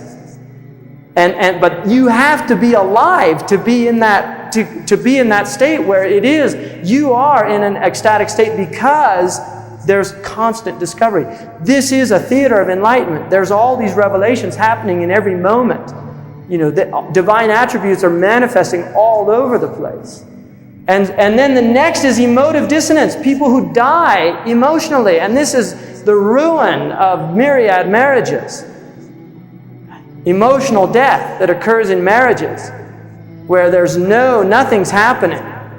People are dead and numb inside to each other. Which, one of the things about death, and really keeping death in perspective, is unlike having the morbid experience, it actually invigorates your experience of life because it's like, this might be the last time I'm ever with you, right? I might never see you again. We leave, we go to work and come home and think that it's always going to be like this. But there's people all over this country right now that are getting phone calls. I hate to tell you this, but your husband was in a car accident today. Your wife, or I hate to tell you this, but the test came back positive. You've got terminal cancer. This is going on all over right now, everywhere, right? And we forget that. We go into this thing that's always going to be like, she'll always be around. He'll always be around. Volitional routinization of life. Right? Just sit down at the terminal, turn on, plug in, check my email, coffee, phone rings. Yes? Okay. It's people all over the world like that. Literally just, right? Driving cars, same radio station, right? It's amazing. So that's a type of death. And then intuitive paralyses. Losing that expansion, contraction, the breath, losing that experience of right? That breath can be cut off. And that when you're connected to your breath, you're connected to yourself in a really powerful way, which is why breath is a primary meditation. Now these are not universal. And there's actually new death work that's beginning to go beyond Kubler-Ross's. I mean, she was important at one point. Singh's book, The Art of Dying, which is published by Harper, has taken a whole other, and that's probably going to become an important book. It's going really beyond that, because there are many people that do not go through these stages. There are many people that, but this is a common death denial. People in a death denial culture, this is very common, these stages, and they do work. Denial is the first stage, right? He's relating them to these, but I'm not going to go into that. But denial is the first stage.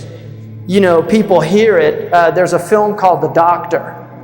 I don't know if people saw that, but that's very much in that genre of somebody who's told they're going to die and they thought it's not going to happen to me, it happens to everybody else. And this is one of, Arjuna has asked Krishna, what is the greatest wonder of the world? And he replies that the greatest wonder is that you see people dying all around you and you don't think it's going to happen to you, right? So we go into this denial of death, and once people overcome that, it's anger will often emerge, getting angry. Why is this happening to me? Especially, you're 35, 40 and you've got terminal cancer. There's a wonderful piece that was written by was it Lee Atwater? Who was the campaign manager for Bush? Lee Atwater. Really bad guy. This guy was bad, and he admits it. It was a piece that was published in, I think, New Age magazine several years back. When he first, do you remember he had the brain tumor? He said that he based his life on Machiavelli's The Prince. He said that was my life, Machiavelli. This guy on top of the world could do no wrong, the Republican golden boy. But his, screw unto others before they screw unto you. That was the motto of that man's life, right? Really, and he admits that in there. If he could, damage, attack people's reputations, do the worst things, that was his realm. And that's why they loved him so much, right? Because he got people elected. When he suddenly came to terms, this guy's early 40s, wealthy, politically powerful, one of the major players in Washington at that time, and suddenly incurable brain tumor. Right? That piece, that should be memorized by every politician before they're allowed to run for office. Because he just talks about wanting to make amends with all the people he ever hurt. Right? And this is something amazing. Is that even the worst people can have radical transformations when confronted with their mortality. Why does it have to take that? Right? Why does it have to take that? And one of the things about our age is we're confronting species death. Right? We're looking at, our entire world is being threatened with death. Right? Our biosphere is showing signs that it can no longer sustain us because of what we're doing to it.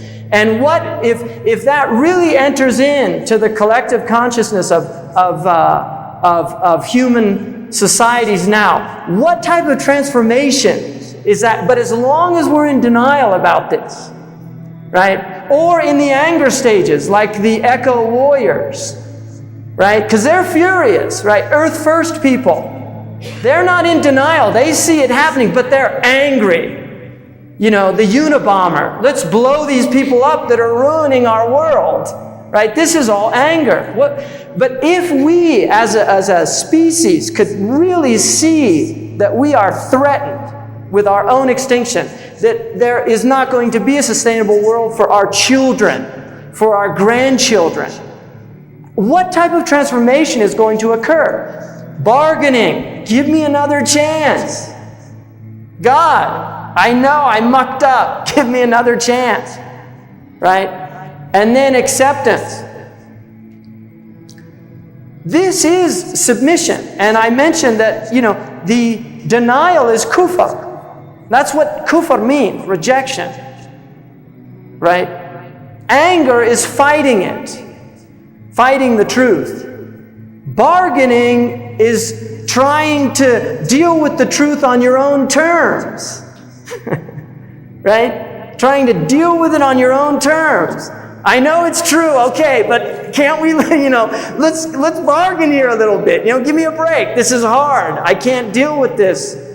And submission is, I submit. I'm accepting this thing completely. And from that experience is an incredible liberation. You transcend yourself. You are a free human being. Before that, you're a slave. You're a slave to your fears. You're a slave to your desires.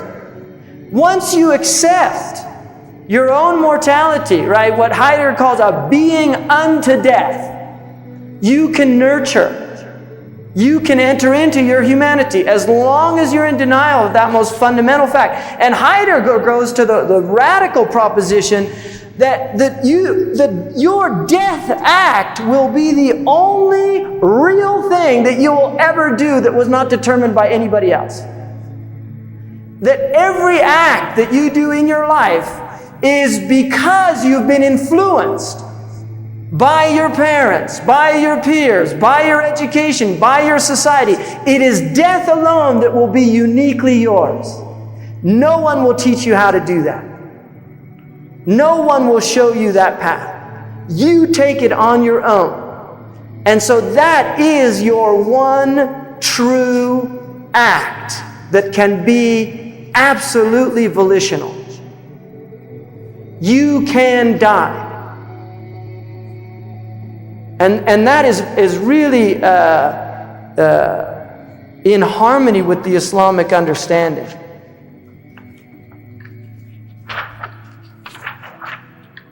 This is kind of interesting, just in our culture, all these are like euphemisms, because people don't like to say he died. Right? Passed on, croaked, kicked the bucket, gone to heaven, gone home, expired, breathed his last, succumbed, left us, went to his return reward, lost, met his maker, wasted, checked out, eternal rest, laid to rest, pushing up daisies, called home, was a goner, came to an end, bit the dust, annihilated, liquidated, terminated, gave up the ghost, left this world, rubbed out, snuffed, 6 feet under, consumed, found everlasting peace, wishful thinking. Went to a new life in the great beyond, no longer with us, made the change, got myrtleized. On the other side, God took him asleep in Christ, departed, transcended, bought the farm. With the angels, feeling no pain, lost the race. Time was up, cashed in, crossed over Jordan, Paris, lost it. Was done in, translated into glory, returned to dust, withered away in the arms, gave it up, it was curtains. A long sleep on the heavenly shores, out of his or her misery, ended it all. Angels carried him away, resting in peace, changed form, dropped the body, rode into the sunset. That was all she wrote. So, a lot of ways to say the same thing. One of the Arabs said, إن لم تمت بسيف مت بغيره تنوعت الأسباب والموت واحد. If you don't die by the sword, you'll die by something else. There's a lot of ways to die, but death is one. Right? Now, what happens then from the Islamic perspective when we die? Obviously, in pre-Islamic cultures, the Arabians, most fascinating aspect of Arabian culture, the Arabs did not believe in an afterlife.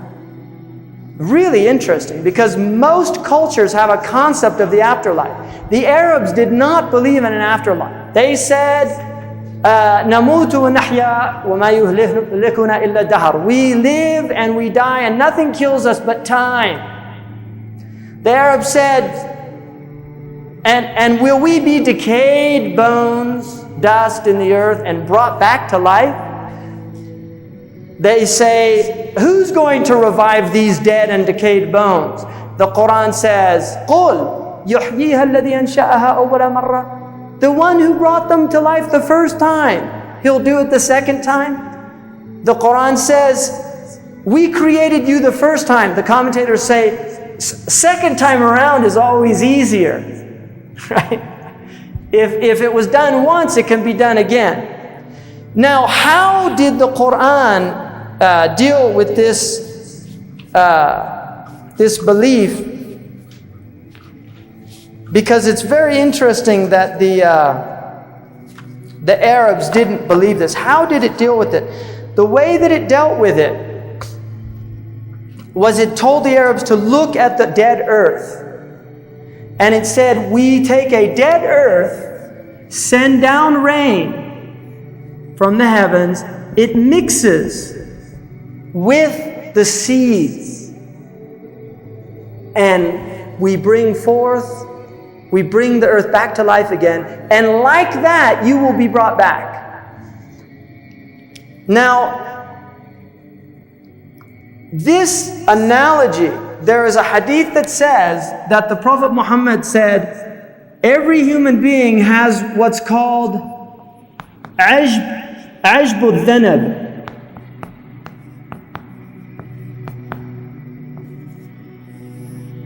The wondrous tail. And it's at the tip of the coccyx. And it's the seed of the human being. So the Muslims believe that there is a seed that every human being has.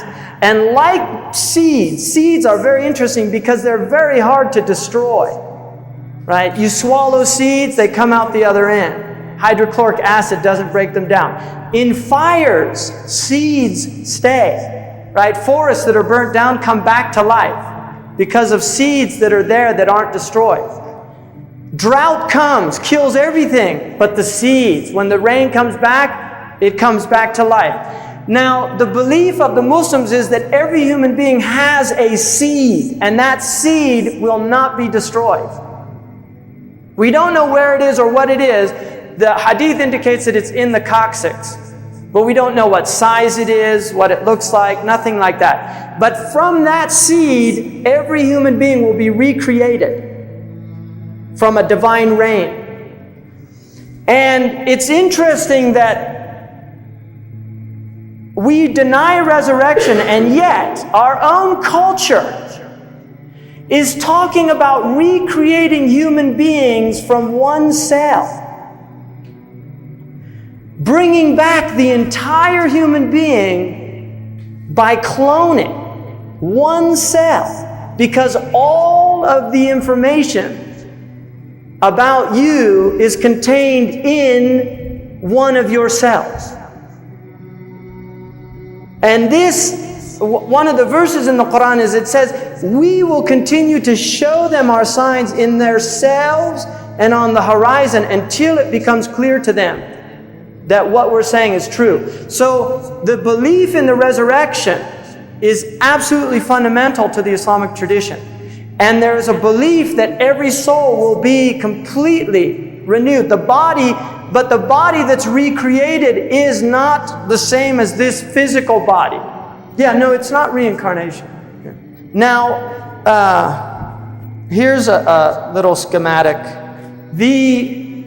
This was what we call the world of spirits. And from that we move into, now one of the things about the world of spirits, according to the Prophet Muhammad ﷺ, if you met people in the spiritual realm, because we actually intermingle, if you met people in the spiritual realm, you will have a natural affinity for them in this realm. So there will be people that you meet in your life that you immediately connect with. And this is believed to be a pre-worldly meeting that is replicated in this realm, and there's a recognition of that. And likewise, the people most distant from you on that primordial plane will be people that you have natural, you're not attracted to them. And this can also be within families and within religious tradition. In other words, it could be a Muslim. For a Muslim, there could be Muslims you just don't feel comfortable with, and that is not seen. You're not supposed to be mean or cruel to them. or take them as enemies or something, but it's recognized that there are natural affinities, and these affinities are from a pre-worldly recognition. And there is a hadith in which the Prophet said, souls are like regimented ranks.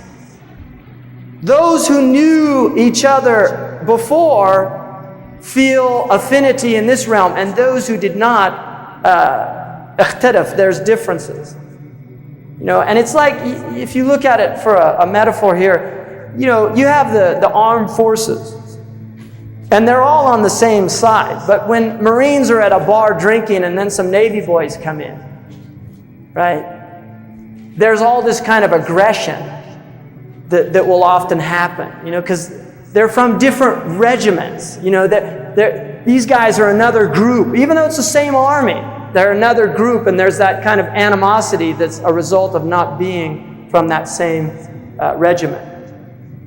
Now, this area is the world of life, choice, and effort. This is called alam ad-dunya. So you enter into this, and from here you move into the barzakh. Now, according to the hadith, when your soul dies, it hovers above your body. And it's a very discomforting experience. And this is why sleep is considered to be the little brother of death in Islam. And the Quran talks about we cause them to die, and there are those we return to their bodies and others that we keep them. In other words, that sleep is a death. It is a type of death. One of the things, sleep is the indication of the afterlife, because what happens when you go to sleep is like you live your life, you go to sleep and you enter into this barzakh. And then waking up is like the resurrection. You come back into the body and you wake up, you're resurrected.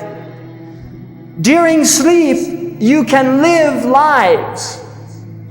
You can have extraordinary dreams. You can feel like you were dreaming for just all these things happened. And those are indications of another world. And this is why the Muslims believe that the dream realm is a very important realm. And they differentiate between dreams. The Quran differentiates between dreams that are what we would call in this culture like food dreams. You eat a lot of food before you go to sleep, and then you have all these funny garbled dreams. So but you're still in that, what's called the alam al-khayal, the imaginal world. It is part of the unseen realm. But there is also true dreams. And the more one's spirituality, soul work becomes lucent, the more access they have to that realm. And the more opaque and materialistic they are, the more cut off they are from that realm. So there are people who literally, their dream world is incredibly rich. There are people, in our tradition, there are many people who saw the Messenger of Allah every night in their dreams, like Imam Malik ibn Anas. He said he never woke up without having seen the Prophet in his dreams. There are others that have what are called true dreams, in which there's information given to them. And much of the dream realm is symbolic. And there is an extensive science of dream interpretation in Islam. Several books written on it, where you will see very specific things and they have very specific meanings. And this is a 1st century work by Ibn Sirin, which is about dream work, just very extensive. If you see this, it means this. If you see this, and there are multiple interpretations. It doesn't always mean one, but that work deals with these other realms. There are also spiritual journeys that are taken in the unseen world. So people will have very profound spiritual experiences in their souls. Now the Mi'raj of the Messenger is believed to have been, was not a dream. It was a journey of the soul and the body. Although time expanded because he returned to his bed and it was still warm. So he went through this entire experience. He saw many things on that journey and he described them. He went, in fact, Asin Palacios' work indicates that much of the Divine Comedy is actually taken from a very famous exposition of the messenger's journey through the hells and through the heavens, the seven heavens. Right?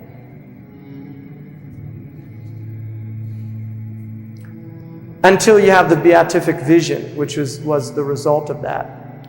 Now, at the point of death, it's encouraged, you wash the body, you do a ritual, you pray for the body, and then you put them into the grave. The grave, this is shoulder length. And then there's what's called a lahad, where you put the body. There's not supposed to be any coffin. It's wrapped in a white gown.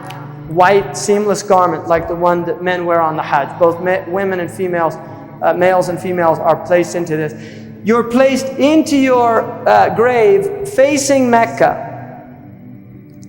And then when they place them in the grave, everybody throws dust.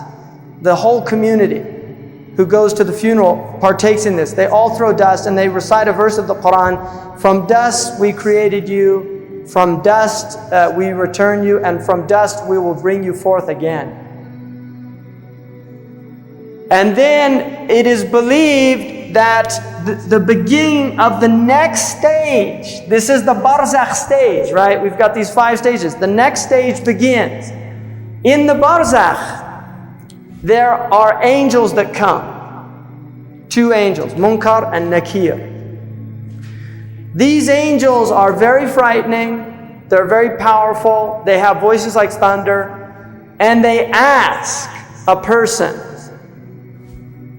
who is your Lord? What is your deen, your religion, your way? And who is your prophet? The Prophet Muhammad said the only thing a man takes or a woman takes into their grave will be their actions. According to the tradition, because now you're moving into the realm of meaning. You're no longer in the realm of sensory. Although the realm of sensory is a symbolic realm, according to the Quran. These are signs. In the next world, the signs, right, it's not sensoria that you're in. You are in meaning. So all of the things that you did in this life are translated into meanings in the next life. So there are these foul creatures that people will find in their grave that smell and they have a strong stench and the soul is distressed by it. And the soul says, leave me alone, who are you? And they say, don't you know us? We're your actions. And this is people who did evil things in their lives. And then there's others where it's very pleasant and there's a perfume that diffuses and the soul finds itself in this. And he asks, who are you? And they say, we're your good actions. So these angels ask, and this begins the testing phase. According to the Quran, it says, we will make firm those who believed and did good works in this life and in the next with the true word, which is La ilaha illallah. We will make them firm so they won't have these tribulations. And the Prophet ﷺ said that according to a person's experience in the grave, that will determine whether what comes after it is easy or difficult. So it's the first stage of the next journey. At this point, the grave either becomes a very wide and expansive, or it becomes dark and constricted, based on what people did in this life. And there's a verse, there's a hadith also that indicates every human being will have an initial constriction. The grave will literally constrict them to where they think they're going to burst, their souls. And then it will become either easy or difficult. And there's a prophetic tradition of Jesus, the son of Mary, who they were looking at a man who was being buried. And all the companions said, it's so constricted and narrow. And Jesus says to them, you don't remember the wombs of your mothers that expanded for you. In other words, that the tomb can also expand for you if the soul grew in this life, whereas if it was stunted, it won't. So this is the soul work that's done in this dunya realm that's going to determine whether you're constricted or expanded in this next stage here, in this stage. Now, everybody who has died before us is in this realm with the exception of the martyrs. The martyrs do not go into this realm. They go directly to the divine presence. They don't go through this stage. So they are the exception.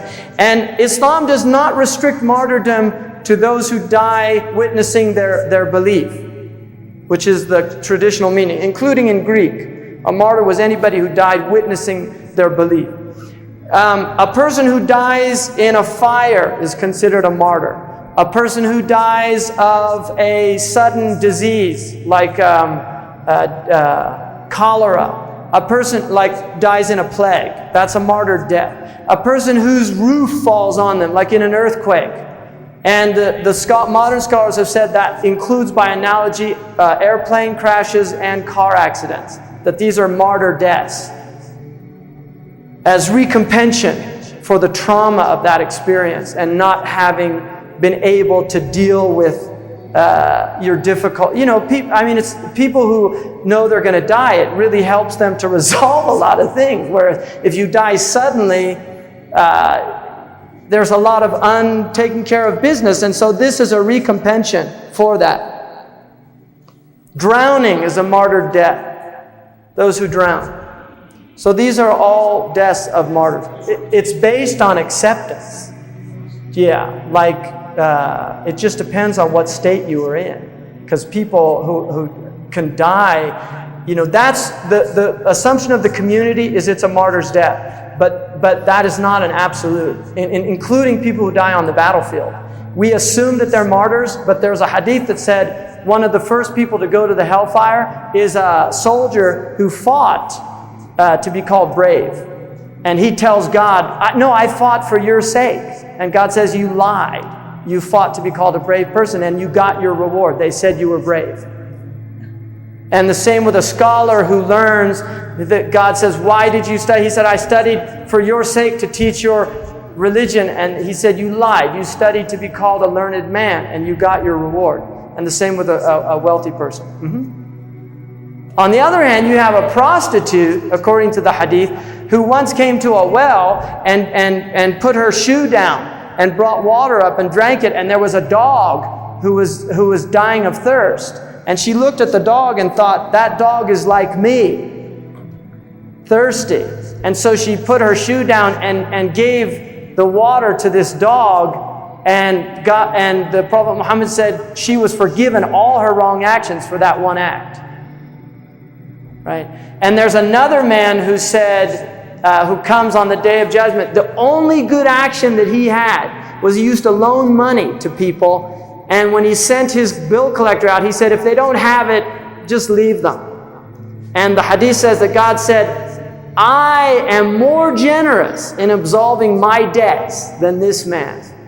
So he forgives him. It depends on whether it was a valid ijtihad or not. If there's a hadith which says the one killing and the one killed are in the fire. Right? So generally, it's not the case. And they said, we understand the one killed, what about the one killing? Or we understand the one killing, what about the one killed? And he said, well, he would have wanted to kill him had he been able. So they both have that. Whereas if there was a valid ijtihad, which is where, both sides, like in Muawiyah and Ali, the initial great tribulation between the two companions who fought. There is a hadith that said the one killing and the one killed are both in paradise, except the one who killed Ammar. And that is considered a mutawatir hadith, which has the highest level of veracity. It's a hadith that so many people narrated it, it's impossible for it to have been considered a lie. And that's in the tradition. So, and that's part of, human beings do crazy things. And this is part of the human condition, that there's fitna, what's called sedition and troubles. right? And these are often seen also as purification, because a lot of the tribulations people go through are actually purifications and raising them to higher levels. So at a certain point, there are 2 trumpets, which obviously this is not like, you know, these are things that we don't really understand, but these are approximations. And we have this in the Judeo-Christian tradition also. The first blast is what's called the hour, the sa'ah. And I'm going to talk about this on the last lecture I have, which is about the end of time. The moment, it literally means the moment, the great moment when the world comes to an end. And it says in the Quran that like the cosmos was expanded, at the end it will be contracted and rolled up like a scroll, right? Which, you know, the modern physicists talk about the big crunch, which is, you know, when it all goes back to this initial, and that's consistent with the Quranic view that there is a rolling up of the cosmos. And it's also the heat death, because everything it says the oceans boil over. Everything ends in a massive heat death. So when this moment comes, every person that's on the earth is going to be killed at that point. It's all over. And then the second is the what's called the ba'ath, which is the resurrection. And then what happens then is a very mapped out scenario in the Islamic tradition. At this point, all of the souls have left the dunya, and the next stage they go to, which is the barzakh, and then you have the ba'ath. You have the what's called the nafkha, which causes the resurrection. Now, at the point of resurrection, all of the souls are brought to a plane. And that's what Arafah is, a preparation for that. They're all brought to the plane, and then, according to the tradition, everybody is naked. And they stand, this is where they wait for what's called the hisab, the reckoning.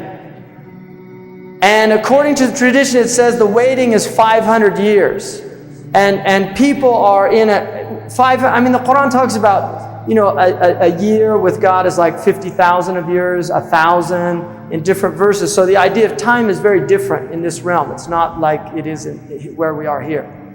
And according to the Quran, when they're asked how long did they tear in the earth, they'll say a day or a part of a day. That's what our lives on earth will seem like in relation to the next world.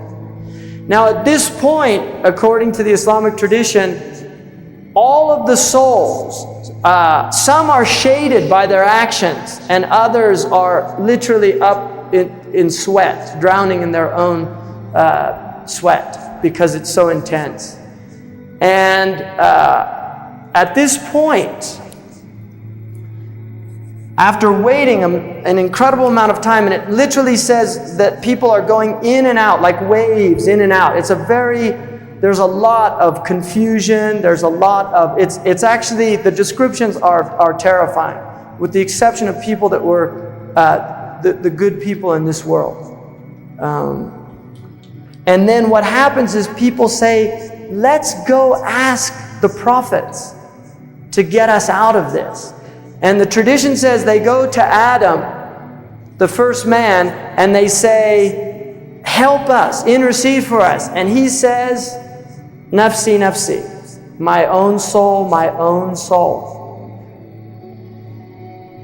So he refuses. He said, I can't do anything for you. People go to their mother. They go to their father. They say, nafsi, nafsi. This is the day where nobody's thinking about anybody else, because the soul is looking at infinity. And in the Quran it says when we enter into this realm, the first thing the soul says is, Ya waylana man ba'athana min marqadina. Oh, woe to us, who has woken us from our sleep. This is what the messengers promised. This is what they told us. They were truthful in telling us this. and this is the promise of the merciful. And they use that attribute because that's what they want now. In the world, people, like Thomas Jefferson said, I used to beg for divine justice and still, when I looked at others. And then I started examining my own soul and started asking for mercy. Right? So this is the day where people aren't thinking about justice. They're thinking about divine mercy. And what happens is they go to each of the prophets. They go to Noah. They go to Abraham. They go to Moses. Each one of them says, nafsi, nafsi. And they give a reason that relates to stories that are mentioned in the Quran. And finally, all of humanity, according to the Islamic tradition, goes to the Prophet Muhammad. All of humanity, the Muslims, the Buddhists, the Hindus, everyone goes to the Prophet Muhammad. And that's why in the Quran he is called a mercy to all the worlds. Because on this day, when they go to him, he, according to our tradition, is uniquely the one who says, Ana laha, this is my place. And he takes the intercession. And it's said that he enters into the divine presence, prostrates, praises, and then it's said to him, raise your head, ask and you will be given, intercede and you will have intercession.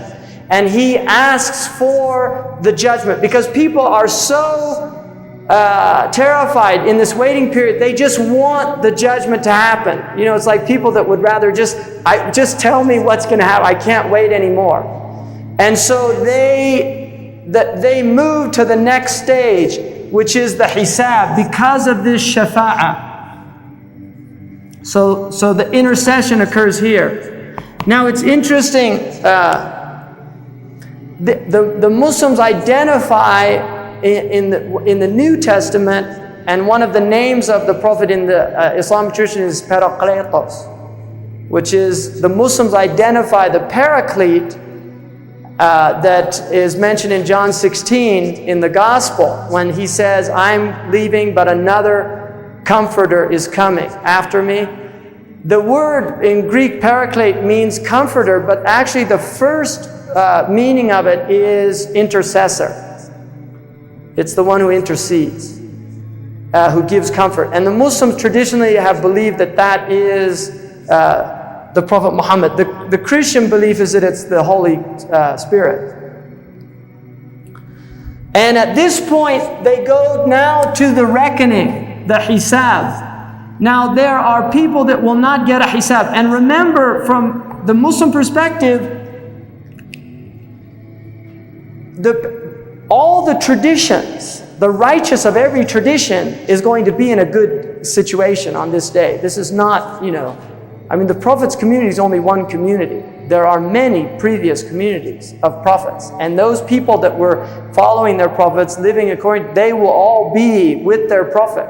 Each one has their place. And that's why, according to the hadith, they line up behind the people that they were behind, including the bad ones, like false prophets and things. Everybody's going to be with the people they followed. And those people will have the burden of leading people astray. So, the Marxists are going to be behind Karl Marx. It's the Nazis are going to be behind Adolf Hitler. Everybody's going to be with what's that? Yeah, big sign, right? Materialist over here. Well, yeah, there's a history of materialism. So there's definitely the first philosophers of materialism. The Greeks have, in fact, if you read, I really like Prometheus Press. I don't know if anybody knows about them. Do you know about Prometheus Press? It's a New York public. They publish everything against religion, right? They're like total materialists, and they can't stand religion. They publish books called like The Problem of God, right? Why I am not a Muslim. and they're actually really interesting because it's always important to get reality checks, right, from really radically different perspectives. I like to do that for my own, okay. I see how you're seeing it. It's helpful to clarify your own understandings, to listen to something that's so different from what, it's a really good thing to do. So at this point then, at the hisab, which is the reckoning, and this is why there's a hadith that says, reckon yourselves before you're taken to account. In other words, if you do your work in this world, you don't have to deal with it in the next world.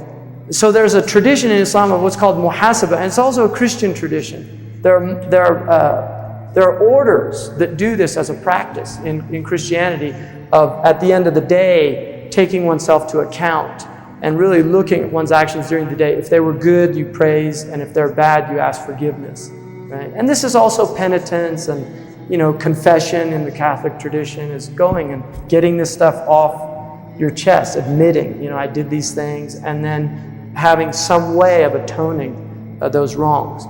And then what happens is there is a record on this day of everything, your entire life. And according to Imam al-Awza'i, people will watch their lives in front of them like a film. They'll literally watch their entire life. And there's a hadith that God will veil people who ask for His veiling, because having to see your life, all the things that you did. So in other words, there are edited versions. Right? There's a divine editing that can take place where things are removed from your life if you ask them to be removed with sincerity. And at each stage, there will be testimony against you. The hands, according to the Quran, testify. The feet testify. They asked him, how will they speak? And he said, the one who gave them, who made your tongue speak will make your hands speak. And the genitals testify, the tongue testifies, because all of them are afraid. The body is saying, we don't want, they know what's coming, and they're afraid, and so they're all owning up. And they're saying, He made us do this. In other words, they don't want to be taken into account, which is also, there's an indication of this in the Gospels when Jesus said, if your right hand offends thee, then cut it off. For it's better to enter the kingdom of heaven maimed, right, than to go into the fire with that. And that is obviously a spiritual severing. It's not literal, right? I mean, there are probably some people out there that take that stuff. And then what happens is, there's what's called a sahifa, which is the book of your life, right? The book of your life. And your actions are weighed in scales. And you'll find this in Egyptian mythology and tradition, in the Egyptian Book of the Dead. And there are many glyphs about this, right? The weighing of the basket, and the soul being in the basket, and the actions weighed. And I had the same teacher, Professor Kramer, mentioned that, that isn't that from the Egyptian mythology, and there's absolutely no indication that information was available in the 7th century in Arabia. And the way the Muslims would look at that is that much of mythology is in fact remnants of prophetic traditions. And in fact, much of mythology, some religious scholars differentiate between mythos and myth. Mythos is truth related in symbolic tradition. And myth is like fables and fairy tales and stories, whereas mythos is something that's true. And so people then are given their books, and the book of their life will either be given in the right hand or in the left hand. If it's given in the right hand, then it's an indication that they were successful in this reckoning. Now, there's also, at this point, there's intercession. So there are people that intercede for other people in all the traditions. The righteous people of the traditions can intercede for other people. And the first who intercede are the prophets. They will intercede for their communities. So Jesus will intercede for the Christians. Moses will intercede for the Jews. And And then there are people from the community that reached very high spiritual stations that will be given permission to intercede also. And then after this, the mizan, the weighing, the next stage is, so you have the weighing here, and you have the people of the right and the people of the left.